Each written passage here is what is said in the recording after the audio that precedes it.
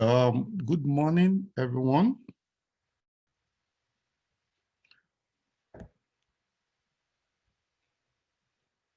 Okay, welcome to today's class, the continuation of earnings per share. We'll be discussing further on IAS 33. We started our discussion yesterday, and we used yesterday to discuss extensively about basic EPS. And in doing so, we looked out for the parameters that are used in determining basic EPS. And we said, in simple sense, EPS is the ratio of earnings to the number of ordinary shares. But we went further to define what earnings are. And we look at earnings from different perspectives. From a single entity perspective, we see earnings as profits after tax, assuming only ordinary share constitute its capital structure. We further discuss a situation where a single entity may have preference shares. And in that situation, preference dividend will have to be deducted in arriving at the profits that is attributable to ordinary shareholders. And we said it can come in two ways. If the preference shares is classified as equity, the preference dividend won't have been deducted before arriving at profit after tax. What then do? We go ahead to deduct preference dividend, which is usually a fixed percentage of the preference share capital. What you get from that is known as the earnings attributable to ordinary shareholders. We also make mention that in line with IAS 32, it is also possible that preference shares can be classified as a liability, given the fact that it requires settlement at a later date. In that situation, preference dividend would have been deducted as part of finance cost before arriving at profit after tax. Therefore, you won't be required to deduct preference dividends again because it has already been deducted alongside with the finance cost, or because preference dividend attributable to a financial liability will be deemed a finance charge. We also discussed about preference share can be cumulative and can be non-cumulative. Now, cumulative preference share means that in a year, the company does not have profit or is not capable of paying dividend. Such dividend will be allowed to be carried forward to next year, which then means next year it can pay dividend for last year and the current year. But for the purpose of computing per share, regardless of whether the dividend is paid or not, it will be taken into consideration in determining basic EPS. Okay, which means we are still going to deduct preference dividend, even when it is not paid. The essence is because it becomes a liability which will be paid in the future when the company returns to profitability. And that is a position. Okay, but contrary to that is a non-cumulative. Non-cumulative means that in any year, the company is unable to pay because of performance, such dividend would not be carried forward, which means in that situation it's deemed to be lost. And at that point in time, such deduction would not be necessary. We also went further to discuss issue of bonus issue. Now, bonus issue, as we have said earlier, we said is more or less tantamount to scrip or capitalization issue. It's a mere capitalization of the retained earnings, which represent the undistributed profits accumulated over time. And we are capitalizing it to become a permanent capital, which we call share capital. In that regard, bonus does not contribute additional resources. The word is that it does not contribute additional resources. Rather, it's more or less using the same resources that exist within the business, only by reinvesting the retained earnings. Okay, in that light, we say that such bonus, regardless of when it is issued, will be deemed to have been issued as at the beginning of the year, which then means that the time apportionment or time proportion is no longer required or is not necessary in adjusting for bonus. Okay, which means bonus will be deemed to have been issued at the beginning of the year because the retained earning which it was paid out from already exists as at the beginning of the year. Now, but that will require us to make an adjustment to prior year basic EPS, or because mere comparing the performance of the company based on the EPS this year with last year will show a wrong, more or less a wrong performance, because this year will look less better than last year, or because the parameter which serve as the denominator in determining the basic EPS for this year has been increased as a result of the bonus issue. Whereas last year, there was no bonus. The number of shares that were used to arrive at earnings per share seems to be lower, and that gives us more or less higher basic EPS. But to really show the true picture is for us to go back and readjust the base for determining basic EPS for last year, as if that bonus issued this year was equally issued last year. That will lead us to producing what we call adjusted EPS in the current year for comparative purposes. And we discussed that also yesterday. The other one we discussed yesterday was on right issue. First, we said right issue are issue of shares by a company to existing shareholders. Okay, but sometimes this right comes with a benefit. Okay, the benefit is that most times rights are issued at below market price, which is more or less like an incentive for existing shareholders. Now, when such exists, we then need to determine that there is a bonus element inherent in such a right issue, because the difference between the full market price and the right price represent impliedly the bonus embedded in it. In that situation, what then we need to do is to determine what we call our theoretical extract price. A theoretical extract price represents like a weighted average price of shares after the right issue.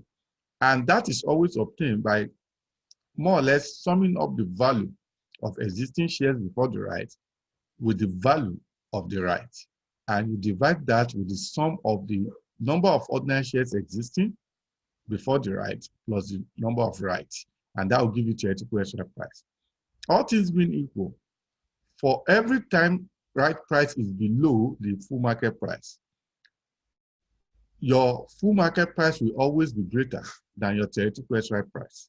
And your theoretical extract price will always be greater than your right price. The only instance where the three prices will be equal is when the right is issued at full market price. And that is that. And we looked at that yesterday. We also made conclusions on that. Yesterday also, we looked at icon past questions where there is what we call a participatory preference share. Participatory preference share is a class of preference share that has, in addition to its fixed dividend, it participates based on the agreed ratio with ordinary shareholders in excess performance or excess of the profit made in a particular year. Yesterday, we more or less carry out analysis to understand that position, and we're able to more or less make some conclusions on that. But as we wrap up the class yesterday, I make mention of issues where we have share reconstruction within an organization. A share reconstruction could come in two ways. It could be by way of share consolidation, which we call a reverse split, or by way of share split. Okay? What does that mean?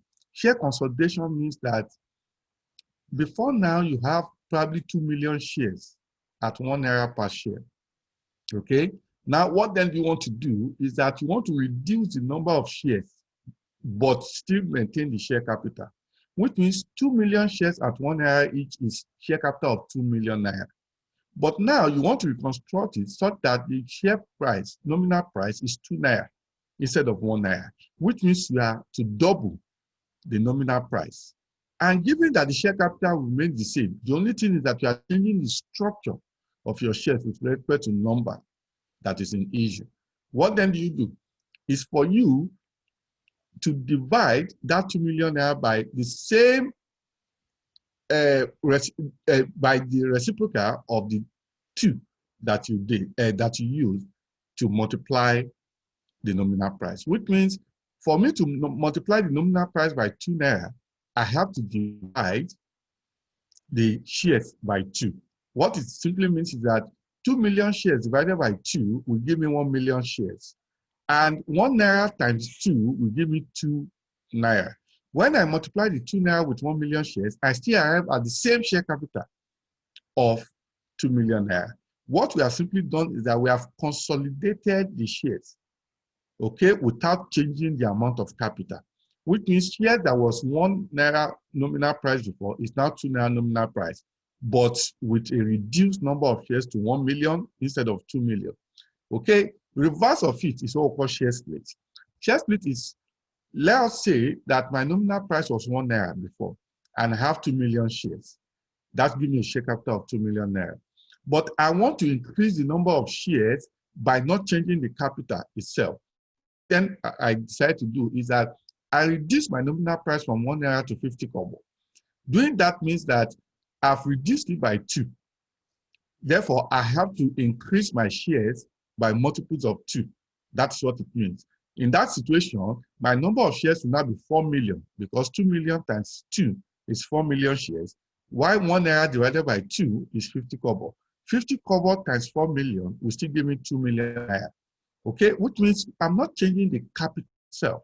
Neither am I reducing or increasing it, but I'm reconstructing the shares such that the capital remains the same. And that's what it is.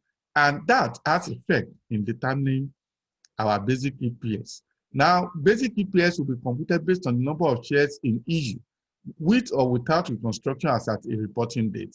Now, the question then is, if we reconstruct shares in 2019, but in 2018, we have the old structure.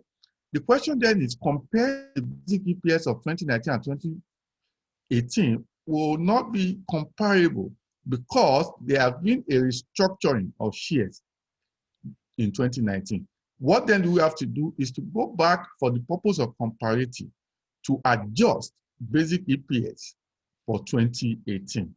The process of that will now produce what we call the adjusted EPS in 2018, similar to what we did in right issue and similar to what we did in bonus what issue. Now, on that premise, I'm going to give you 10 minutes, 5 minutes each, to attempt solving this class exercise.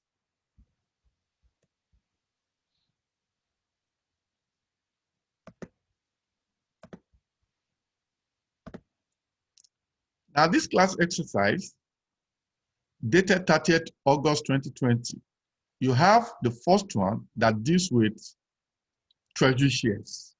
And what are treasury shares? Treasury shares are shares that a company repurchase when a company buys back its own shares for the sole purpose of cancellation or for other reasons. That is what we call treasury shares. Now, what is the implication of treasury shares in the computation of basic EPS?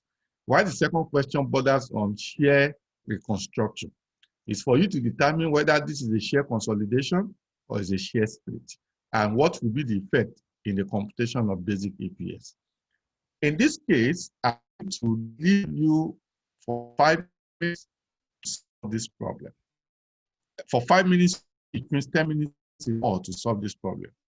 And time starts to count now.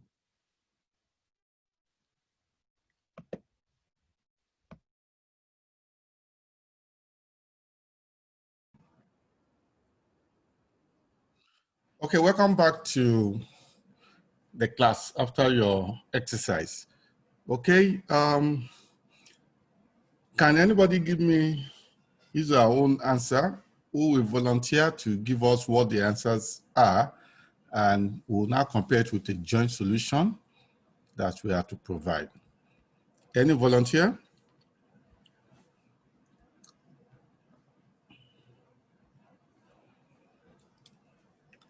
What's the answer for question 1? Hello. Hello. Yeah. Hello. The answer for the one I got is 2 naira 11 kobo per share for basic EPS. For 2019 is what? 2 naira 11 kobo. 2 naira 11 kobo per share. Any contrary answer? Any contrary answer?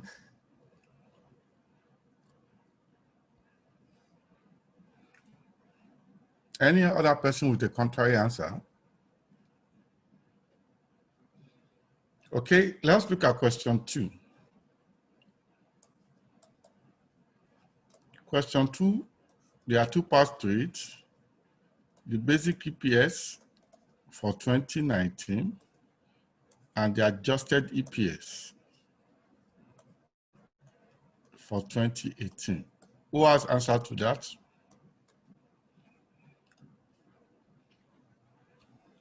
Who has answered to that?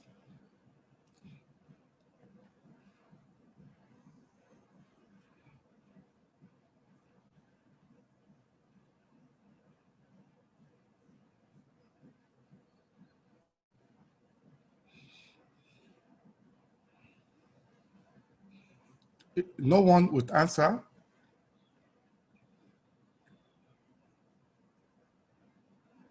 Okay.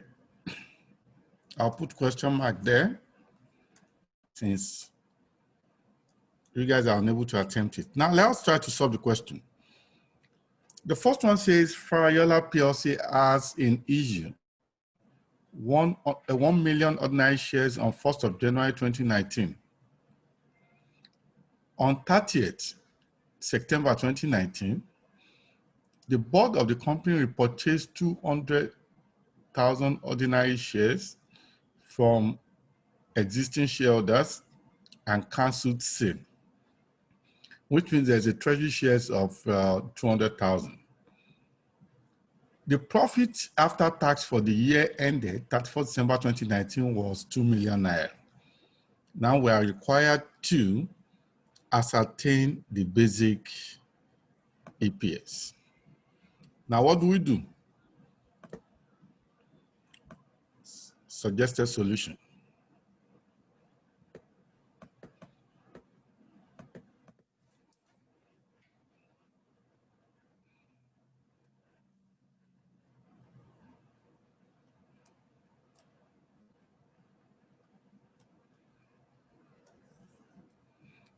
One,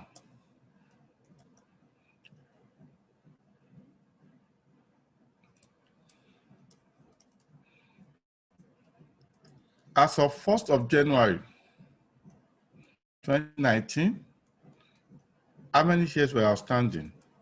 1 million ordinary shares.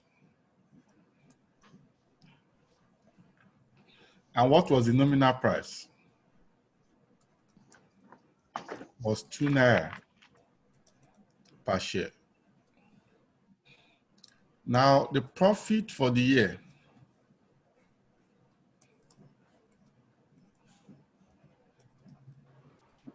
which is our earnings, 2 million. 2 million. Now, in 2019, as at 30th September 2019, there was treasury shares, which is as a result of repurchase of how many shares? 200,000 ordinary shares. 200. Now, what then happens? My basic EPS for 2019 is my earnings attributable to ordinary shares as a ratio of the weighted average of ordinary shares. Now, what is my earnings? There is no adjustment for earnings in this case, it's 2 million. But what is my weighted? I have to determine that. Now, using our methodology adopted yesterday, I will say I need to determine my periods.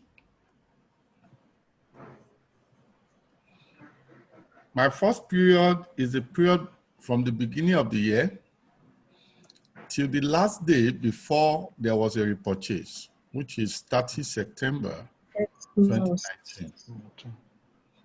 Okay, I know Now, that. how many shares are in existence as at that date? 1 million. 1 million. 1 million. And between 1st of October 9 months. 19 to the end of Okay. the year, the shares have been reduced to 800. Hmm. Can you remember? Yes, sir. Yes. Why is the shares Yes. reduced to 800? 200 repurchased. To purchase 200 Or it was cancelled. I'll put and cancelled. asterisk. Asterisk means the 800 was obtained as a reduction, as a result of shares repurchased. Hence, 1 million existing shares minus 200. 100 treasury shares. Okay, that's how we got that. Now, what is the time apportionment? This was for 9 months, and Yes. this was for what? 3 months, which make 3 up the months. year. So, Now, what is our weighted average? Ordinary shares. 150. Okay, can we press our calculators?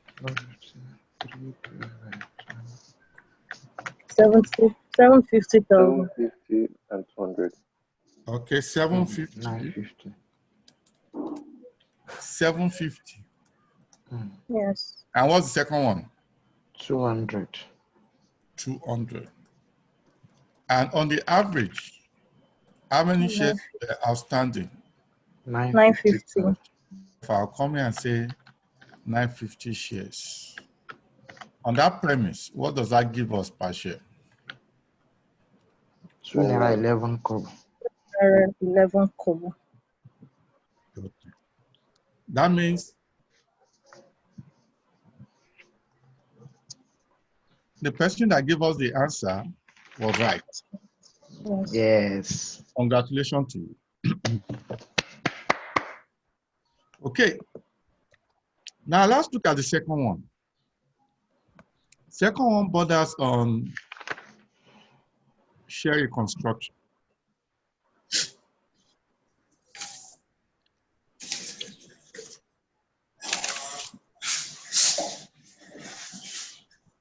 Now listen to it. Farasimi PLC has in issue 500,000 ordinary shares on 1st of January 2019 of 2 naira per share. That is the nominal price. The company decided to reconstruct its shares by reducing the nominal value to 1 naira. Means reducing the nominal value to 1 naira is dividing the 2 naira by 2. Okay, which means they want to half it. The company's profit for the year stood at 2 million naira on 31st December 2019. The basic EPS for 2018, which was last year, was 3 naira 80 kobo per share. We are required to basic EPS for 2019, and when necessary, the adjusted EPS for 2018. Therefore, what do we do?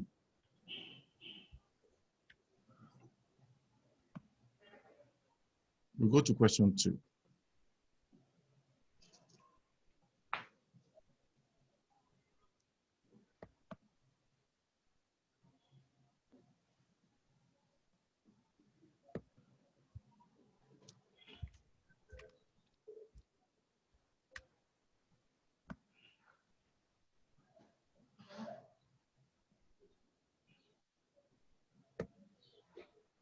Now, question 2.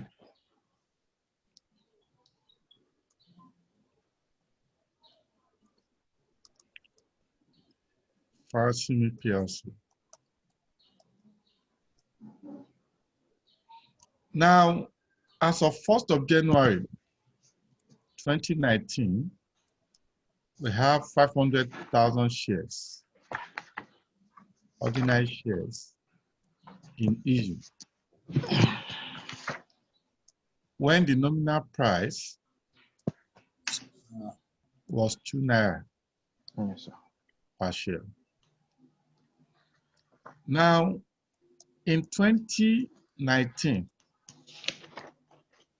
there was a share reconstruction.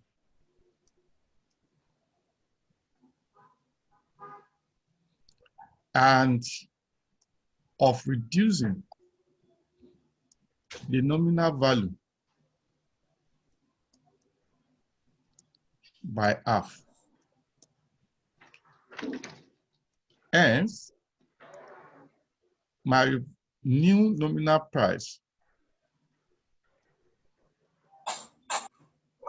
is obtained as the old price divided by 2, which is 2 naira divided by what? 2. That's how they obtain the 1 naira. Now, hence, it has effects on the new ordinary shares in issue. Will be, you divided nominal price by 2, you will multiply the shares by 2. That is reverse, which means it's reciprocal, reverse. Therefore, in this case, it will be 2 times 500 shares. Multiplying that, we have what?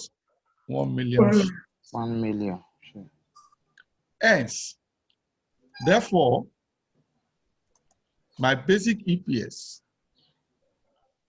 for 2019 is simply my profit. What was the profit? 2 million. 2 million. 2 million. Divided by what? 1 million. 1 million shares.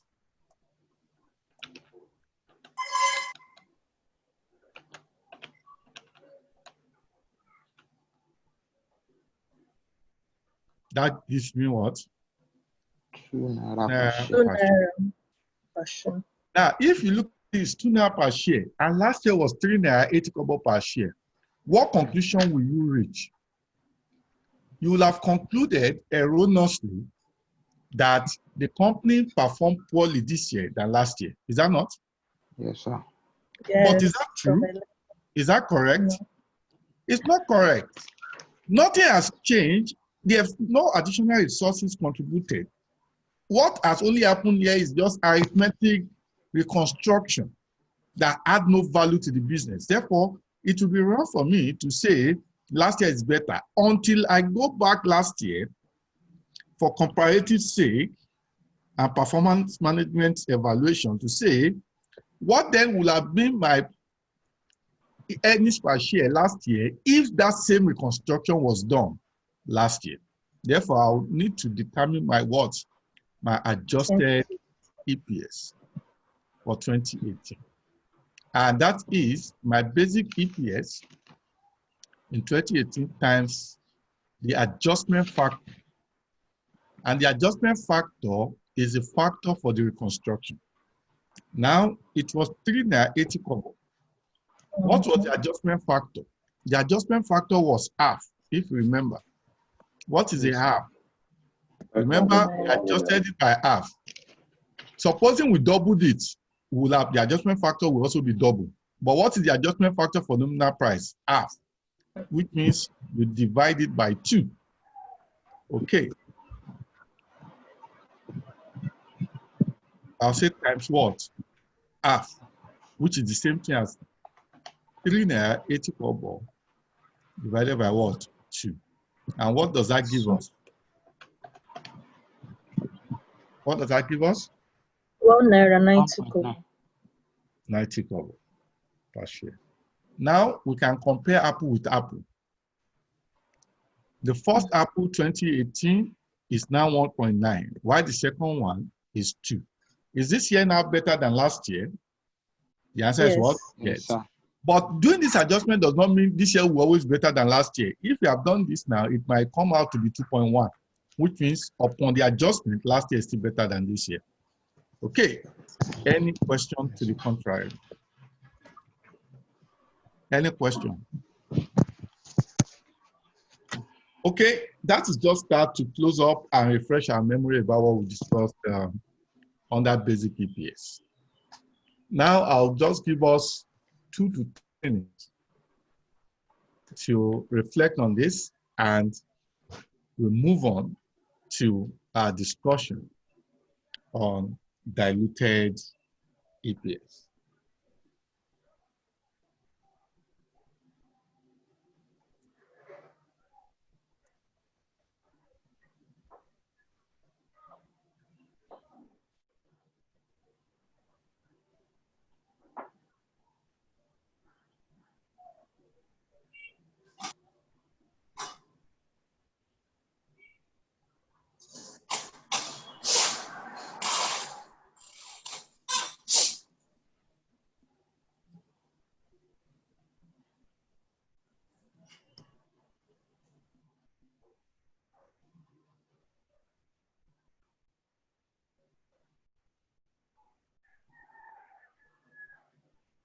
Sorry, Mr. Muiwa. Can you hear me? Okay. So a quick, just to be sure that I understood everything. In this reconstruction, the full value of the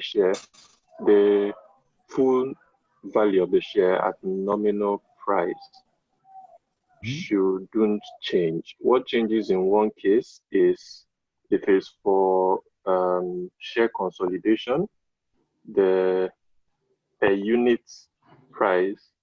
nominal price changes, the number of shares remain the same, and the total value for the shares at nominal price is the same. No, that's not correct. That's not correct. Anything that alters the nominal price, and given that the share capital will remain the same, will also alter the shares. Remember, the only constant variable in share reconstruction is the share capital. The share capital remains the same. Okay. But as the nominal value reduces, the number of shares will increase. As the nominal value increases, the number of shares will reduce by the same proportion. Okay. Any other question?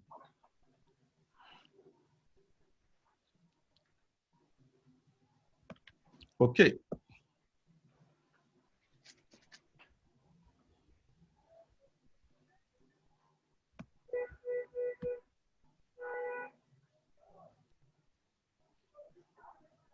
Okay. Let me go back to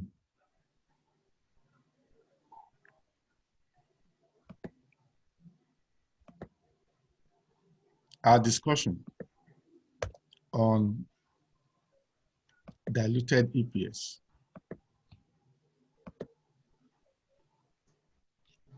Now, the word dilution implies reduction. When you say dilute something, it means reduce the quantity of that thing or water it down. That's what it means. Now, when we talk about diluted EPS, what we are insinuating is there is a potential as a result of existing contract the company has that is likely going to reduce the amount of earnings per share in the future years, considering the same level of performance over those periods.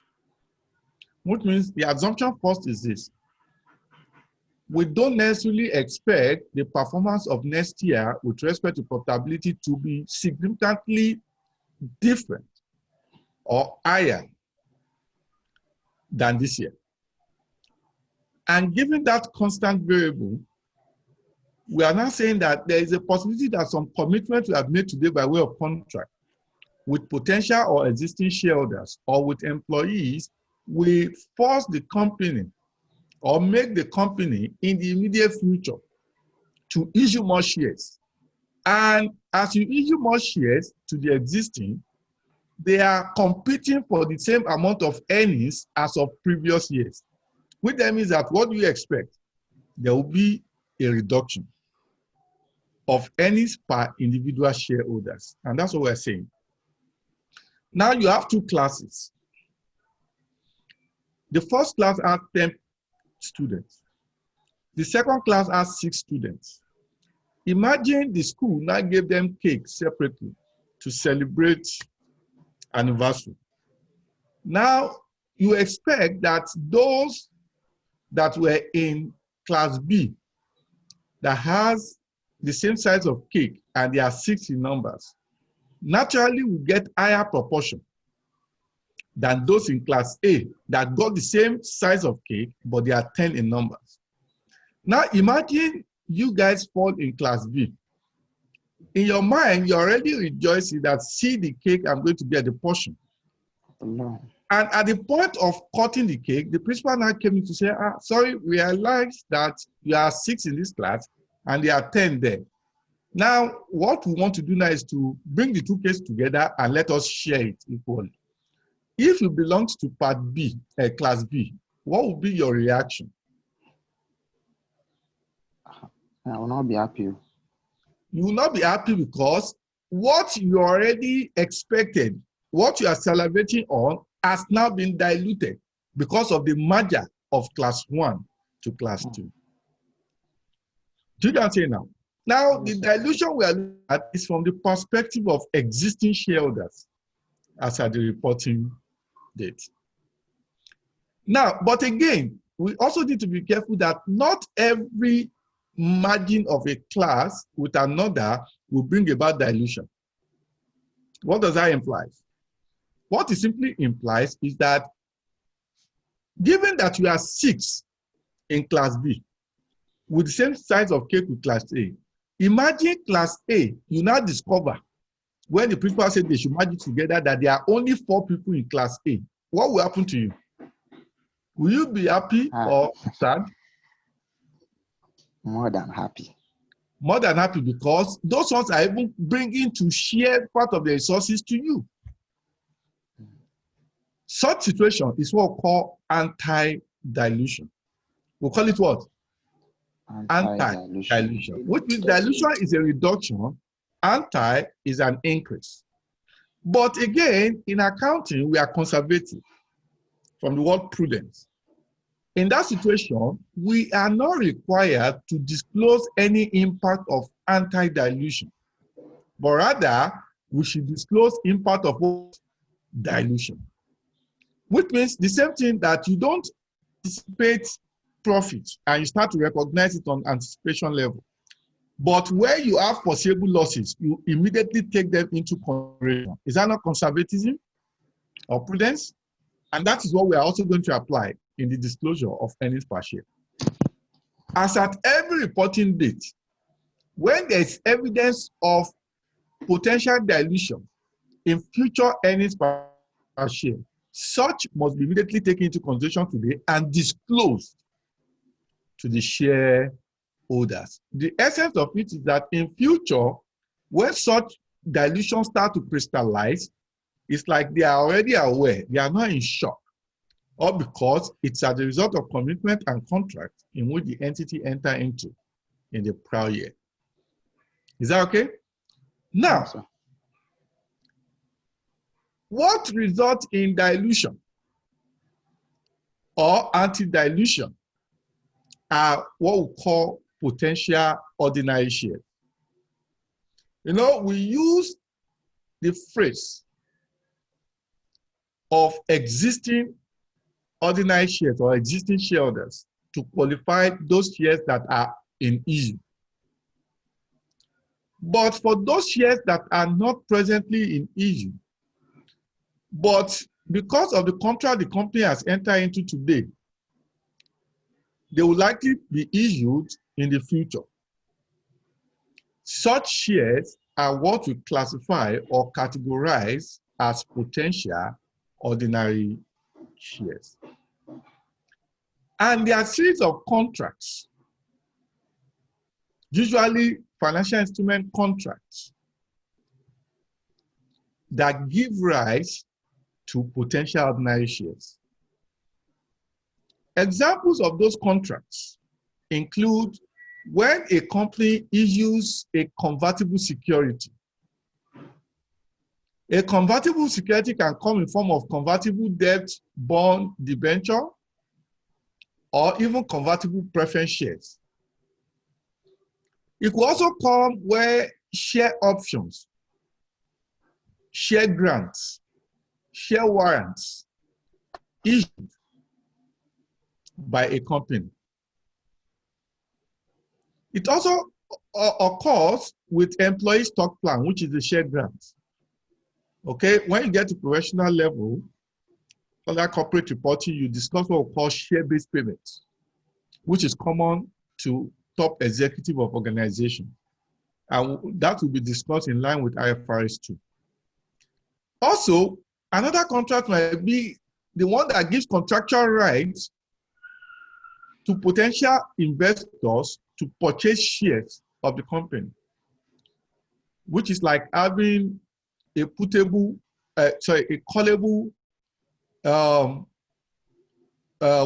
option on the shares of a company. And the final one could be the one that arose from contingent issuance of contract or agreements, usually resulting from a business combination. You know, in a business combination, part of the consideration can be exchange of shares.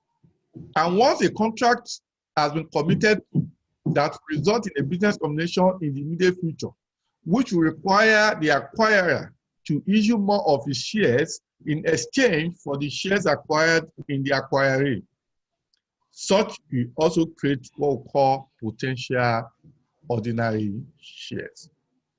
These are common examples of contracts or financial instruments that can likely create dilution. But again, at every point in time, you have to evaluate every contract, whether it creates dilution or it is anti-dilutive. It creates dilution if, in our first scenario, it will reduce the amount Class B will start to share compared to what they will have shared if they have been on a standalone. It creates anti-dilution when Class B will now be getting more than what they will have gotten on a standalone. But what matters is that every anti-dilution will not be disclosed, or simply put, will be ignored. But dilution will have to be disclosed. And the basis of that dilution, what are the kinds of contracts you enter into? What is the value of it? And what is the likely amount of dilution? All of this will be disclosed in line with IAS 33. Okay, that is that. And I've said earlier, you can now group all the transactions into like 4. Those ones that result in a contingently issuable shares. Okay, those ones that involve issue of convertible securities. Those ones that involve options and warrants on the company's own shares. And lastly, those ones that required settlement either in the shares of the company or with cash, which is similar to share-based payments. Okay, and that is that.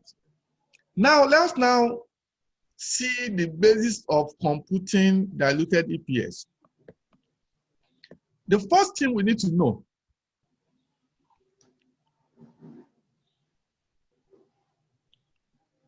is that diluted EPS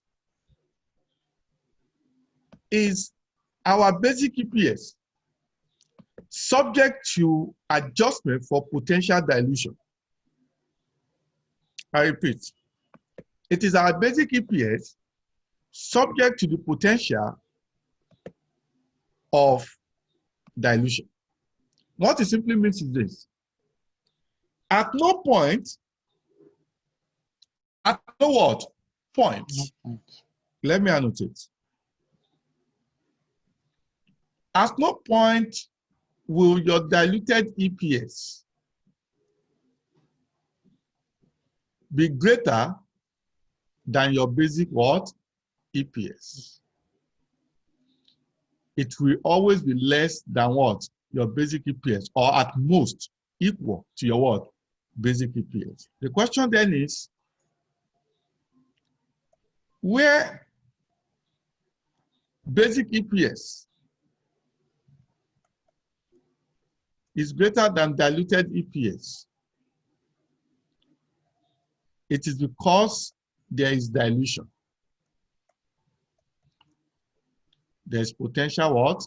Dilution. Anytime it's equal, it means the dilutive position is neutral, which means there's no dilution, which means basic and diluted are the same. But there's an exception. If your process will result in diluted EPS greater than what? Basic EPS, such position is anti-dilutive, and you are going to ignore it. And you are going to what? Ignore it. Ignoring this implies that basic EPS by default will be equal to what? Diluted what? EPS. Which means if, for example, you compute basic EPS to be 5 naira and you computed diluted to be 4.80 kobo, you disclose it too. Basic 5 naira, diluted 4.80 kobo. But if you compute it and you discover that basic is 5 naira, but diluted gives 5 naira 10 kobo, it means it is not diluted, it is anti, and you have to ignore anti and restrict the diluted to 5 naira, because it is dilution is about reduction, not about increase. Therefore, the worst is that there's no reduction, which is 5 naira to 5 naira. Or there's reduction, which is 5 naira to 4.80 kobo. But it can be 5 naira to 10 naira. But be careful. Be careful. Now, what is it? When we talk about EPS, we are talking about positive in its real sense, which means you made profits. But you also compute EPS on losses. And in that situation, we call it loss per share. We call it what? Loss per share, because it's a negative earnings. Now, in a loss per share, I'm trying to.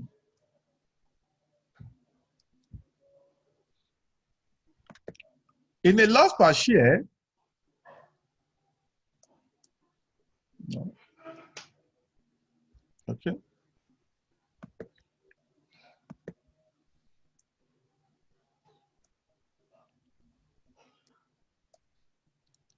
Okay, it's not allowing me to write.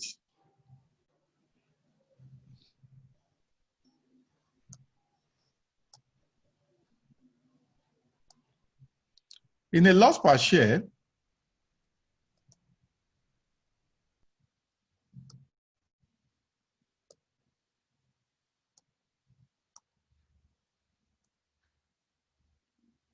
okay. Okay, probably let's explain. It's malfunctioning. Now, in a loss per share, if the loss per share is negative 2 naira per share, the reduction does not mean the diluted will be negative 1 naira 90 kobo. That is anti, because you are increasing the earnings by reducing the loss. Which one is worse off? Negative 1 naira 90 kobo or negative 2 naira? Negative 2 naira. Which then means that if you have diluted to be negative 190 kobo, it's more or less saying that it is anti. Which means for a loss per share, the more the loss, the more dilution. The less the loss, anti-dilution. Are you getting the perspective? Okay. Yes, So that you don't just look at its absolute amount, but you look at it with respect to dimension, direction. Okay.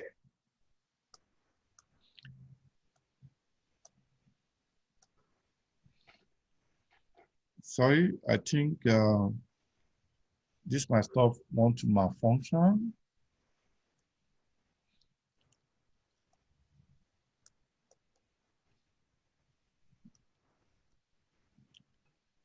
Okay, it's not clear enough. But probably I've touched something. Okay. Now we're going to look at 4 scenarios, or 3 in general, of what can create potential dilution. The first one we're going to consider is the contingently issuable shares. What are contingently issuable shares? These are situations where you enter into a contract, usually a compensation contract with your top executives or with your special vendors or the likes, where you promise upon reaching certain performance that you grant them shares. The question then is, if, for example, you more or less grant your executive a form of share grant, that share grant means you are giving them just bonus shares as top executive for performance. What that implies is that if you agree with them that for an average performance over 3 years, as at the time it vests after 3 years, you award them certain number of shares. The question then would say, from year 1, year 2, up to the final year, you carry out an assessment of the likelihood if that condition would have been met. And on that premise, you ask whether such has created potential ordinary shares. If, for example, you give the MD a condition that your cumulative profit in 3 years, if it reaches 10 billion naira, which means regardless of the distribution, the sum of your profit over 3 years, if it's reached the mark of 10 billion naira, will give you 1 million shares for free as a top executive. The question then is, if in year 1, the company made 5 million, that 5 million is not up to 10 million, even though it's still a journey of 3 years. Potential shares as at year 1, because it's not likely that it will be met. Because year 2 can turn to a loss, or year 3, 2 can be a profit, but not significantly enough to push you over the next 2 years to reach 10 million. Which means the condition at every point in time in the year is to evaluate whether the threshold has been met. It's at the point the threshold is met that you factor that into diluted EPS. Now, let us say in year 2, the company made 5.5 billion, which means year 1, it makes 5 billion, year 2, it made 5.5. It has already crossed the threshold. But take note, it's possible that in year 3, those things are reversed because of lost position. But as at year 2, we cannot more or less presume that such will happen. Therefore, we'll make use of what is available based on the condition in year 2, which says the MD has already surpassed 10.5 billion. Therefore, even though the shares is not going to be issued until the end of the 3rd year, we are going to factor that shares as a potential ordinary shares that will create a dilution, because by next year, when it vests and it meets those conditions, 1 million shares will be issued. And at that point in time, that 1 million share will also be computing for the same earnings with those existing shares. And that's what we mean by that. Now, let's look at a simple example to explain it in its real sense.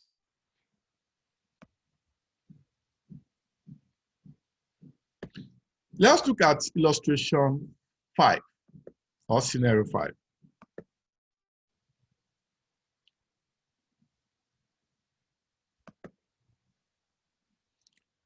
Scenario 5 reads as thus.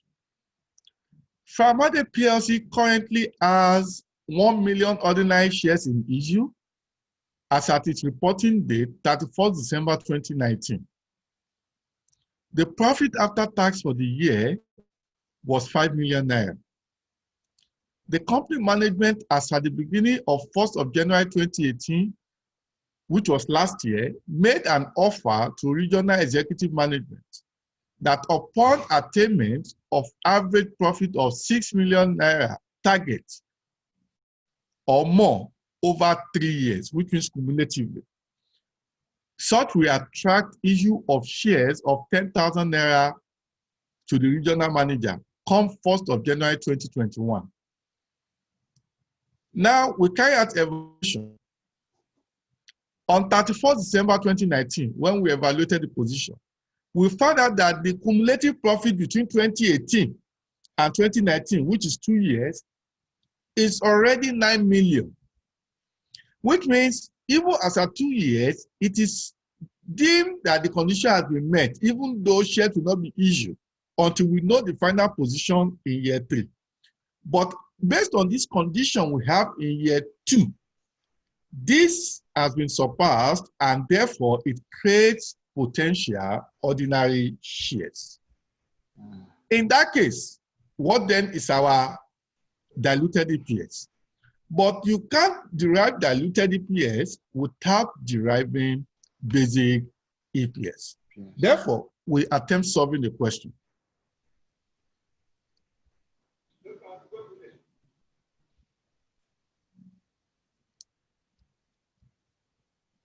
I share my whiteboard.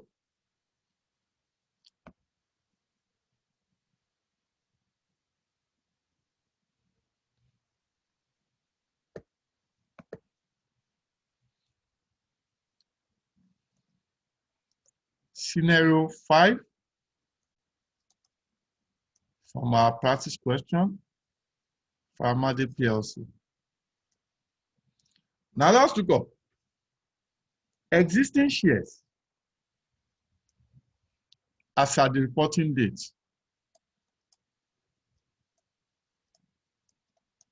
How many shares? 1 million. 1 million. Now, the profit for the year was how much? 5 million. 5 million. Now, our basic EPS is earnings attributable to ordinary shares as a ratio of the weighted average of ordinary shares. Invariably, in this case, it is 5 million divided by 1 million shares. And that simply gives us 5 naira per share. Now, compute diluted EPS. Diluted EPS start with our basic EPS, which means our earnings as per basic EPS. That is our first. And our shares, our weighted average shares as per, we have it in the computation of basic what? EPS. Now, what is the adjustment? The adjustment is to numerator and denominator. Now, if we enter contract that pay potential ordinary shares, is it likely to bring about a marginal increase in earnings? If yes, you put that marginal increase there. But if no, we put a 0, which means it's either 0 or it's a positive amount. Please, can we mute? Can we mute? Okay, I think I'm going to mute all automatically. And if you want to speak, you have to raise up your hand. And I think that's what we'll do so that we don't have a lot of distraction. Okay, I'm going to mute all compulsorily, and you can't unmute yourself unless you seek a permission, and I'll do that from there. Okay.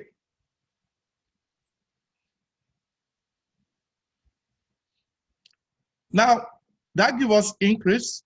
It's either it's 0 or is a positive amount. And the adjustment to the denominator is the weighted average number of potential ordinary shares.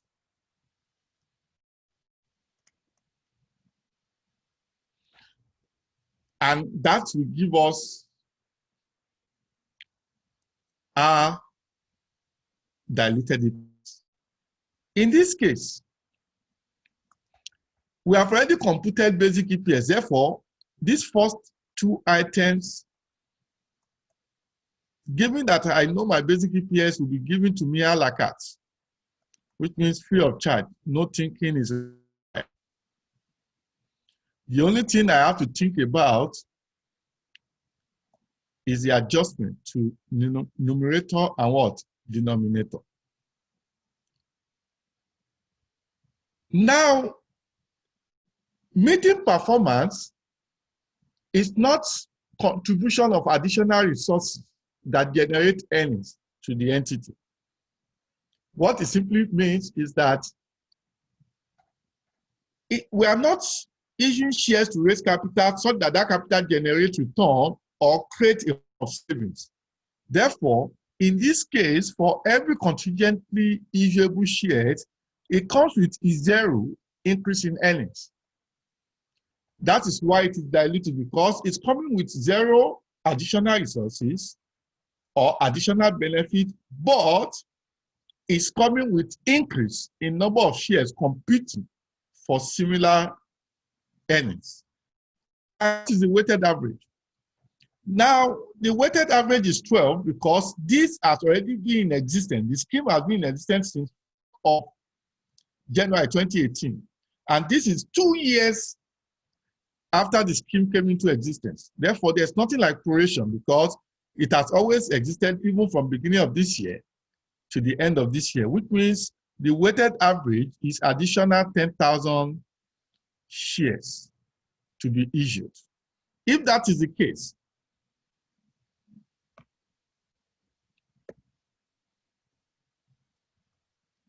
it will be 5 million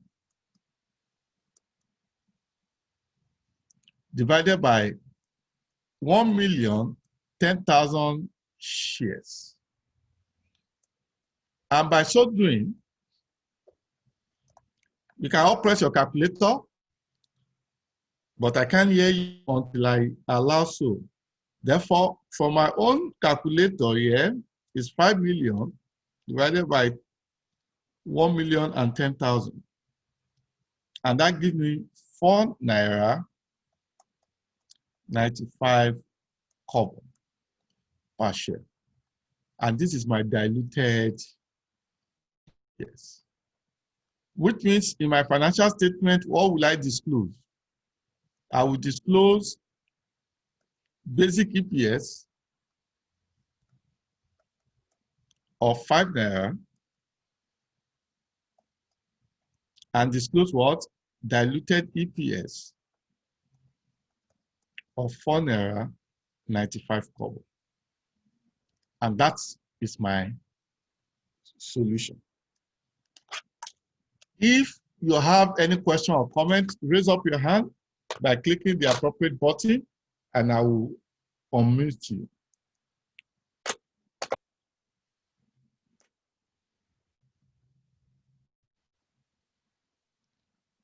Nobody's raising hand. Therefore, I think I can continue.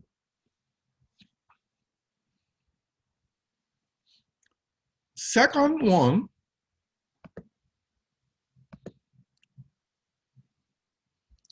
is for us to discuss on convertible securities.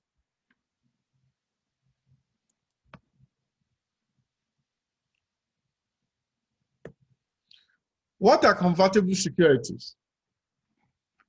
Convertible securities are securities that are naturally debt instruments. That are naturally debt instruments. That is, they have contractual cash flows, be it principal and interest, and the period in which they are to make payments is predetermined. Okay, I'll allow somebody to talk. If I wanted to speak, let me grant you access. I've asked you to unmute. Can you do that? Yes, can you hear me now? Yes, I can hear you. Okay, just a quick one. From the question, it says cumulative profit was 9 million, and the target that was given is an average profit of 6 million. Yeah. For 3 years. So if we are saying for 2 years, cumulative is 9 million, wouldn't the average be 4.5? No, the word average is saying that your profit in 6 years should be 6 million. What it means is that if you like make 1 million in year 1, make 4 in year 2, and make 1 in year 3, it's still 6 million. We are not interested in the distribution or in the proportion in which it grows. We are just saying that in 3 years, the cumulative profit of your year 1, year 2, 3 should average 6 million. Is that okay? Okay. We are not talking of average by dividing by 2 or dividing by number of samples. No, that's not what we mean. It's like when I say your average salary is so much over 10 years. What simply means is that all your salary for 10 years, by the time we aggregate it, do you get what I'm saying now? This is what you have earned. Is that okay? Yeah. Okay. Thank you.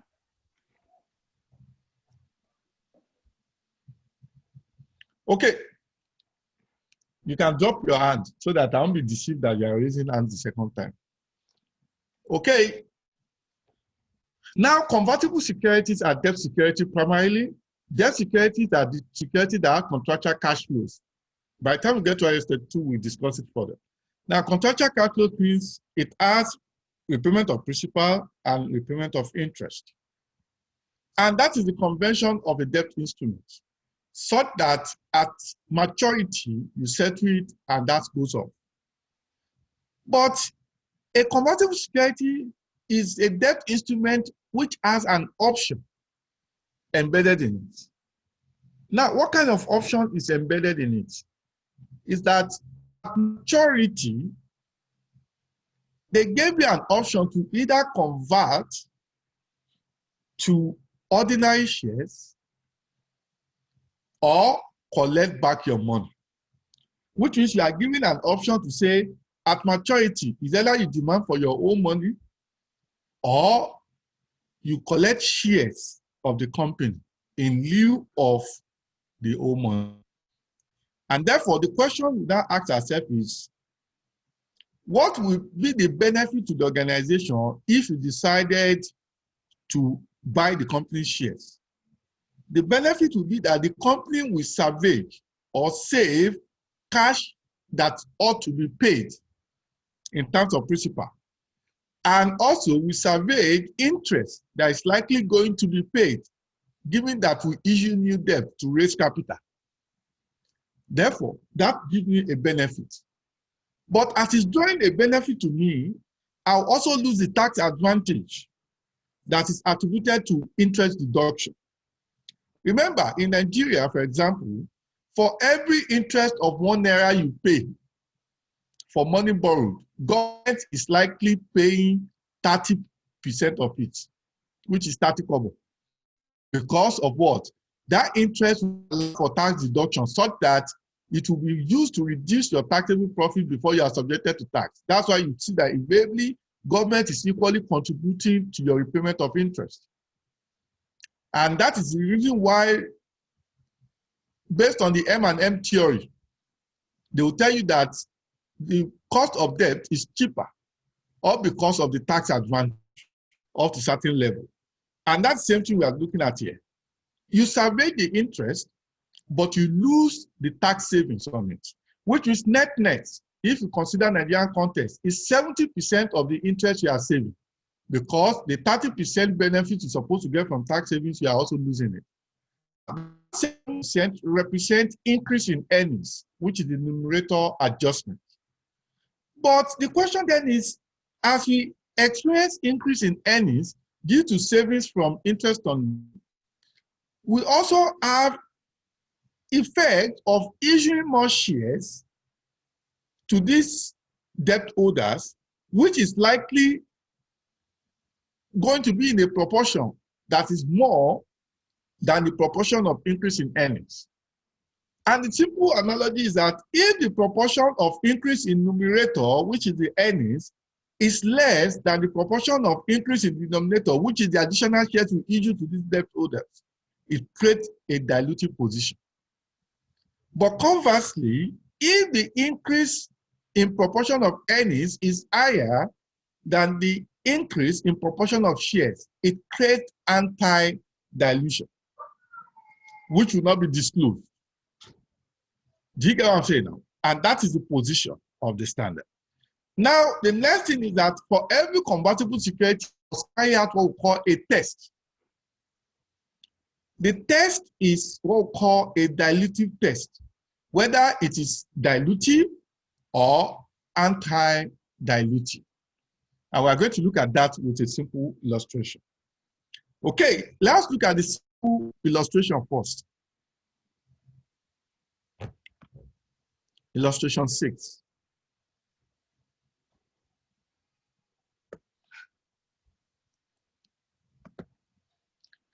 Illustration 6 reads as thus. On 31st December 2018, Sanchez Limited has 1 million ordinary shares in issue of a par value of 1 naira and 8,000 convertible bonds of 100 naira per bond, which means the capital of the bond is 800,000 naira. Once you multiply the bond nominal value of 100 naira times 8,000. The bonds bear an interest of 5%, that is the coupon, which is per annum. Each bond is convertible to 2 shares. It's convertible to what? 2 shares, which means anytime you decide to convert the bond, one bond that costs 100 naira is equivalent to 2 shares of Sanchez Limited. Okay. The after-tax profit for the period is 4,600,000 naira. And the income tax rate is 40%. We are required to calculate the basic EPS and the diluted EPS. Now let's switch it to the board. Let's remember we have the following information. Okay. We'll make reference to those information.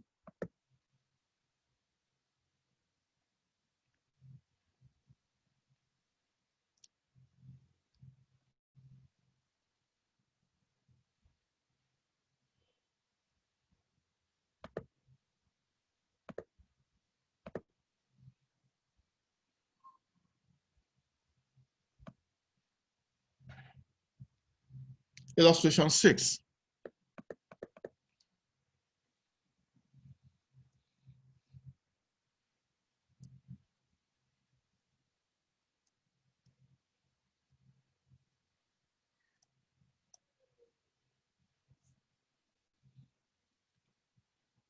As at end of the year, 1 million shares in issue. profit for the year.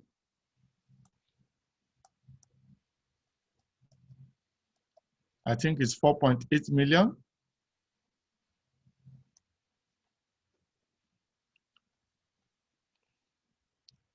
Now, my basic EPS for 2019 is my earnings attributable to ordinary shares and my weighted average of ordinary shares. Okay, Agatha is raising up hand. Let me, okay, you can unmute yourself. I think it's the profit is 4.6, not 4.8. What's Profit it? after tax. It's Profit what? after tax is 4.6, not 4.8. Okay, it's 4.6, not 4.8. Yes. Okay, thank you. Okay, let me bring it up. Thank you very much.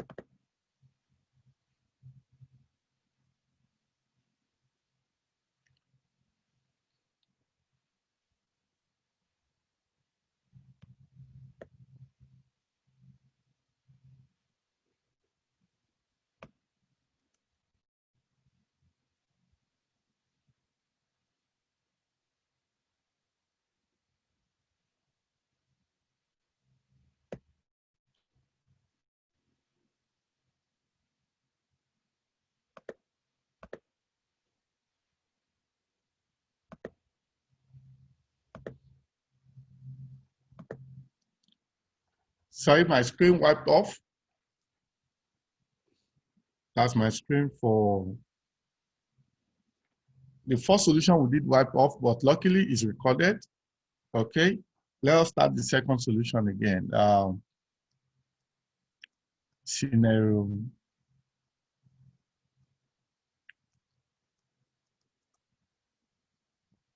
6, Sanchez Limited.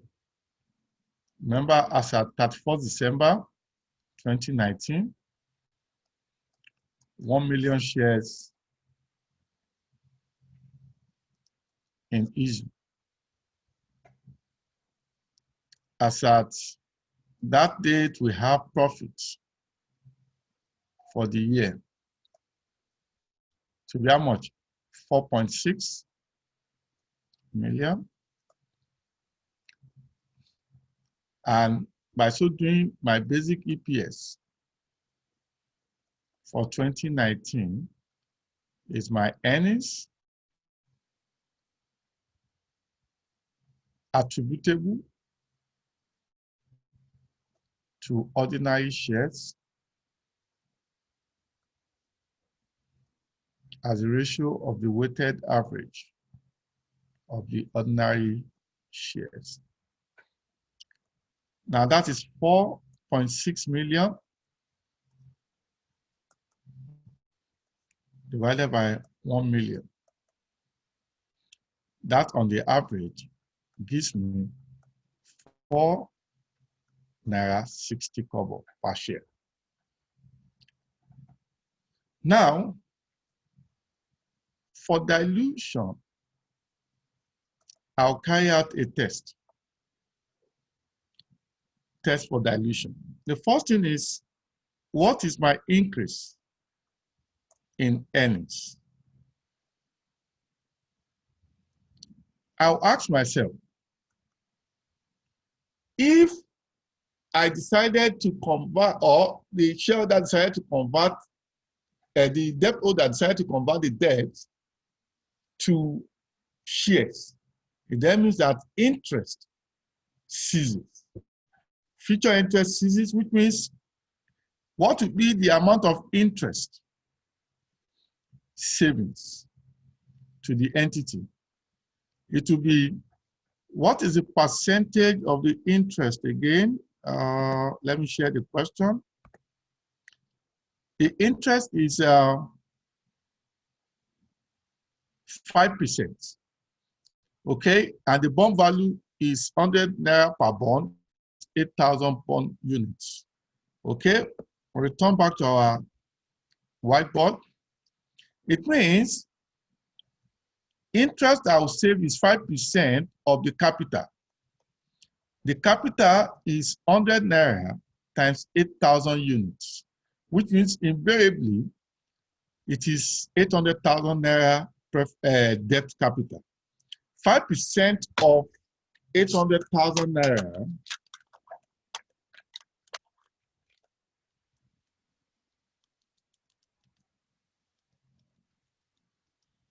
will give me 40,000. Okay, if that is the case, I have to net it off with my tax effects. I'm going to lose the tax savings to enjoy if I have interest deduction. Therefore, in this case, remember, the effect of tax is 40%. 40% of what? 40,000. And doing so means that I'm going to lose 16,000. And what is left is 24,000. 24,000 is what we call the after-tax effect on interest savings. And that will be our increase in earnings. Now, this will also come with the effect of what is the potential ordinary shares to be issued.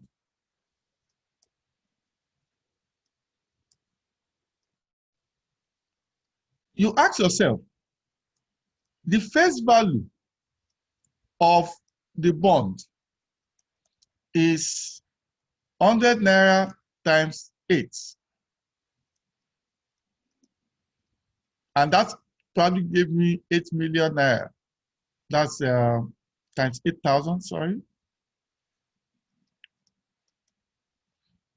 And that gives me 800,000. At the end of the day, I ask myself that if the conversion ratio is 2 shares for every 100 naira bond, how many shares will you now have? It means the 800 bond is equivalent to 2 times 8,000, which is now what? 16,000 shares. If that is the case, 16,000 shares is what will be issued instead of repaying the bondholders. They rather get 16,000 shares as the value of their bond upon conversion. Now the question then is, I'll carry out a test. What is the change in EPS? Change in EPS is simply, if you go back to our definition here, change in EPS is simply this aspect of the variable, the formula, which I marked in red. Okay, where is it here? Okay, is this aspect, let me annotate it. Is this aspect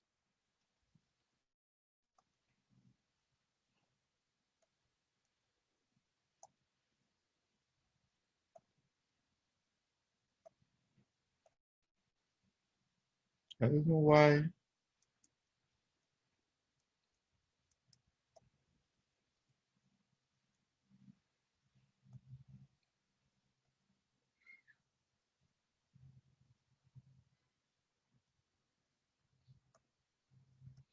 Okay, but let me show you this aspect in red.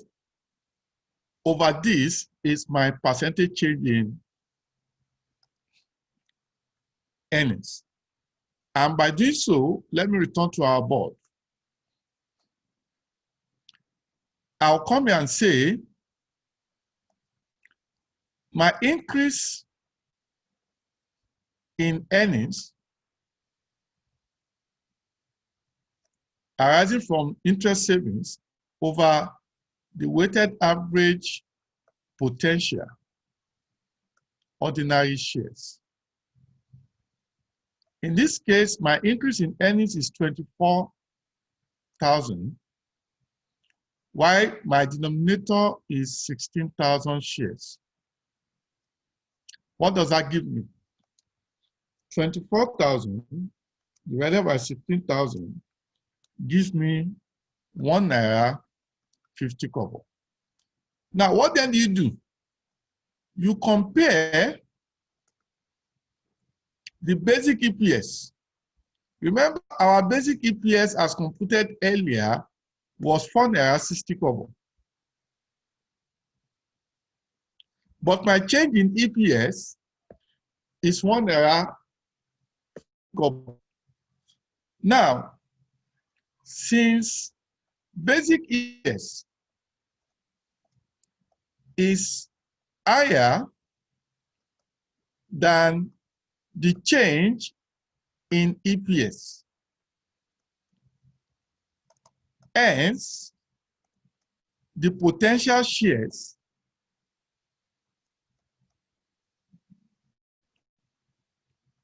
are dilutive. Are what? Dilutive, which means it passes the test. Which means what we are saying is that if you bring 1 naira 50 kobo and add it to 4 naira 60 kobo and you reshare it, automatically those shareholders, existing shareholders, will now get a lower fraction than what they're supposed to get in the normal case. And that is the test we are talking about. Since this test shows that it is dilutive, hence we can go ahead to compute diluted EPS. Now, what is our diluted EPS? Our diluted EPS is simply our earnings as we have it under basic EPS plus our increase in earnings, if any, as a ratio of our shares as we have it under basic EPS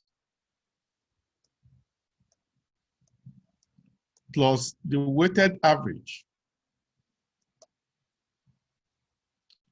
potential ordinary shares.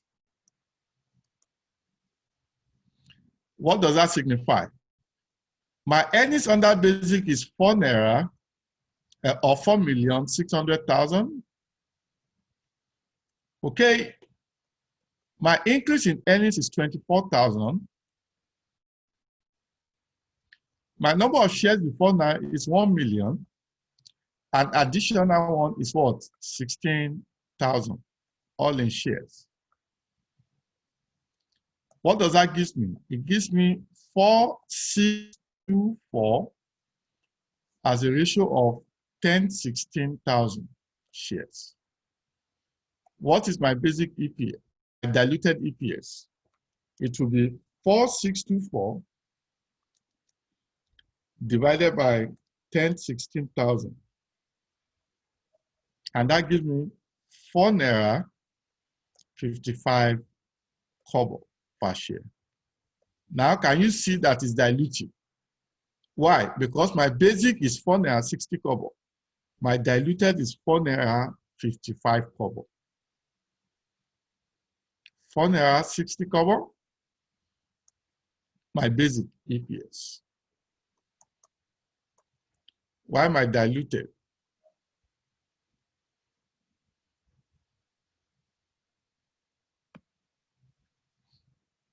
is 4.50 Naira. Okay. Any question? Who is raising up the hand? Any question?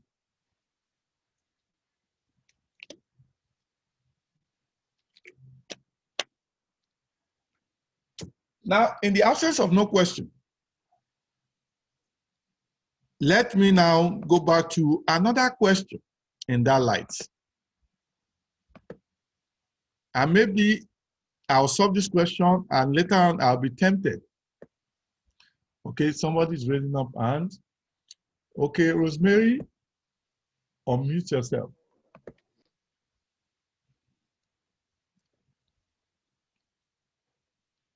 Rosemary, unmute yourself.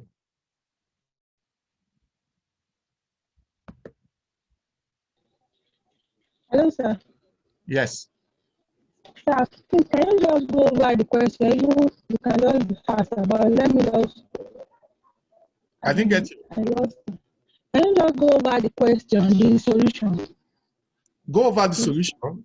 No, I'll just reiterate the solution. I can't go back to the solution. Okay? Just pay attention to solve another example again. What we are saying is this: when somebody gives you money as a debt, you have to pay interest every year. Every amount of interest you pay ends tax deduction. Which means if you pay 100 Naira to that person, government will return you 30 Naira by way of tax deduction because of 30% rate. And that's a simple analogy. We are now saying that peradventure the person now decided to say, okay, instead of me to take this as a loan to you, convert it to your shares so that I start to participate in your earnings.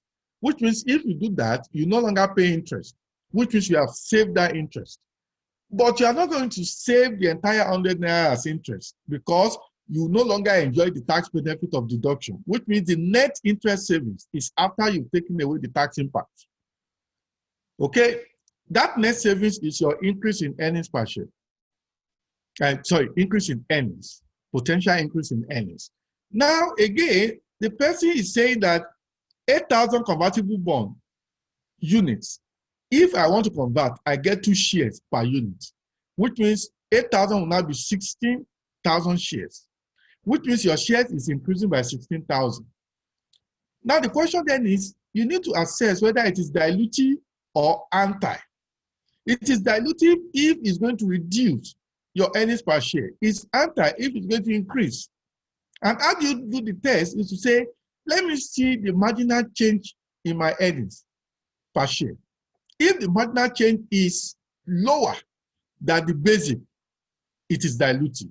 But if the marginal change is higher than basic, it is what? Anti-dilutive. Another way you can do it is this: if the proportion of increase in earnings, which is the numerator, is higher than the proportion of increase in denominator, which is the shares, it is anti-dilutive. But if the proportion of increase in the numerator, which is the earnings, is lower than the proportion of increase in the denominator, which is potential shares, it is dilutive. The question then is, it is only when it is dilutive that we go ahead to compute diluted EPS. Otherwise, we will have assumed that the basic and diluted are the same. But if it is not, because it is dilutive, we'll now go back to say, okay, those 2 variables we use, basic and change, we'll bring them together. What is my earnings based on basic EPS plus my increase in earnings, if any, under potential shares? Sum it up, divide it by what is my number of shares I adopted in computing basic EPS plus the weighted average of my potential shares. Sum it up. Now divide the new summation as numerator by the new summation by the denominator. At the end of the day, it produces you your diluted EPS, which is lower than the basic EPS, which is the objective we tend to achieve. Now, to move further on that, I will look at illustration 7 to also explain that further. Illustration 7 says that on 31st of December 2018, Sanchez Limited has 1 million ordinary shares in issue of a par value of 1 Naira. The company equally has 8% 10 million naira convertible bond or debenture, be in issue since 2016, with an option to convert the ordinary shares under the following terms. What it simply means is that in 2016, the company issued a debenture, convertible debenture, worth 10 million naira. It always attracts 8% each year. Now, as at the time the convertible debenture was issued, there is a convertible features which was agreed as follows: that you can decide to do it in 2020 by converting, or you convert it in 2021, or you convert it in 2022, or you convert it in 2023 under different conditions. The question then is, we are now in 2018, 2 years after 2016. But this conversion is expected to take place earliest period 2020, latest period 2023. The question then is, as of today, if I'm to compute diluted EPS and I'm to carry out the test of dilution, what will I consider as the period in year that this company is likely going to convert, the debenture holders are likely going to convert? Which means I should look at these 4 years. 1,000 naira debenture note convertible to 35 shares in 2020. But if in 2021, 55. If in 2020, if in 2023, 30. Who can tell me, if you are a debenture holder, which year will you likely want to convert and why? Please raise up your hand. Which year will you likely want to convert and why? Okay, Rosemary, Alabi, I've unmuted you. I think, good morning, sir. Good afternoon, sir.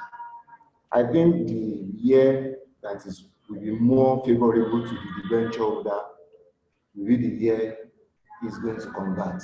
Which one, now you are the debenture holder, which one is more favorable to you? Actually, I don't have the question. I only add what to say. You are part of us yesterday now.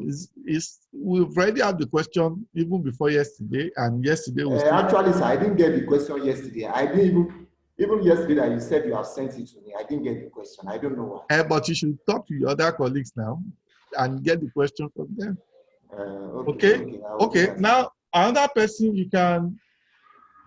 Okay, I'll mute you. Okay, I got that. I want to convert in year 2021 because it will give me a higher share of 55. Okay, and you know, one man's food is another man's poison. You now accept that you want more shares, Abby, but it will be at the detriment of existing shareholders, because the more you get, the more portion you draw from them. Is that not? And that is the answer. Which means, if I'm to determine my test of dilution, I'm going to go with 2021 convertible ratio, because that will give me the most dilutive position. And that's what IAS 33 says. It says you should look for the word most dilutive position. And the most dilutive position here is 2021 with a conversion features of 55 shares for every 1,000 naira debenture notes. But let me now twist the question. Imagine we are in 2022, which means we are preparing diluted EPS for 2022. Which one are you going to use?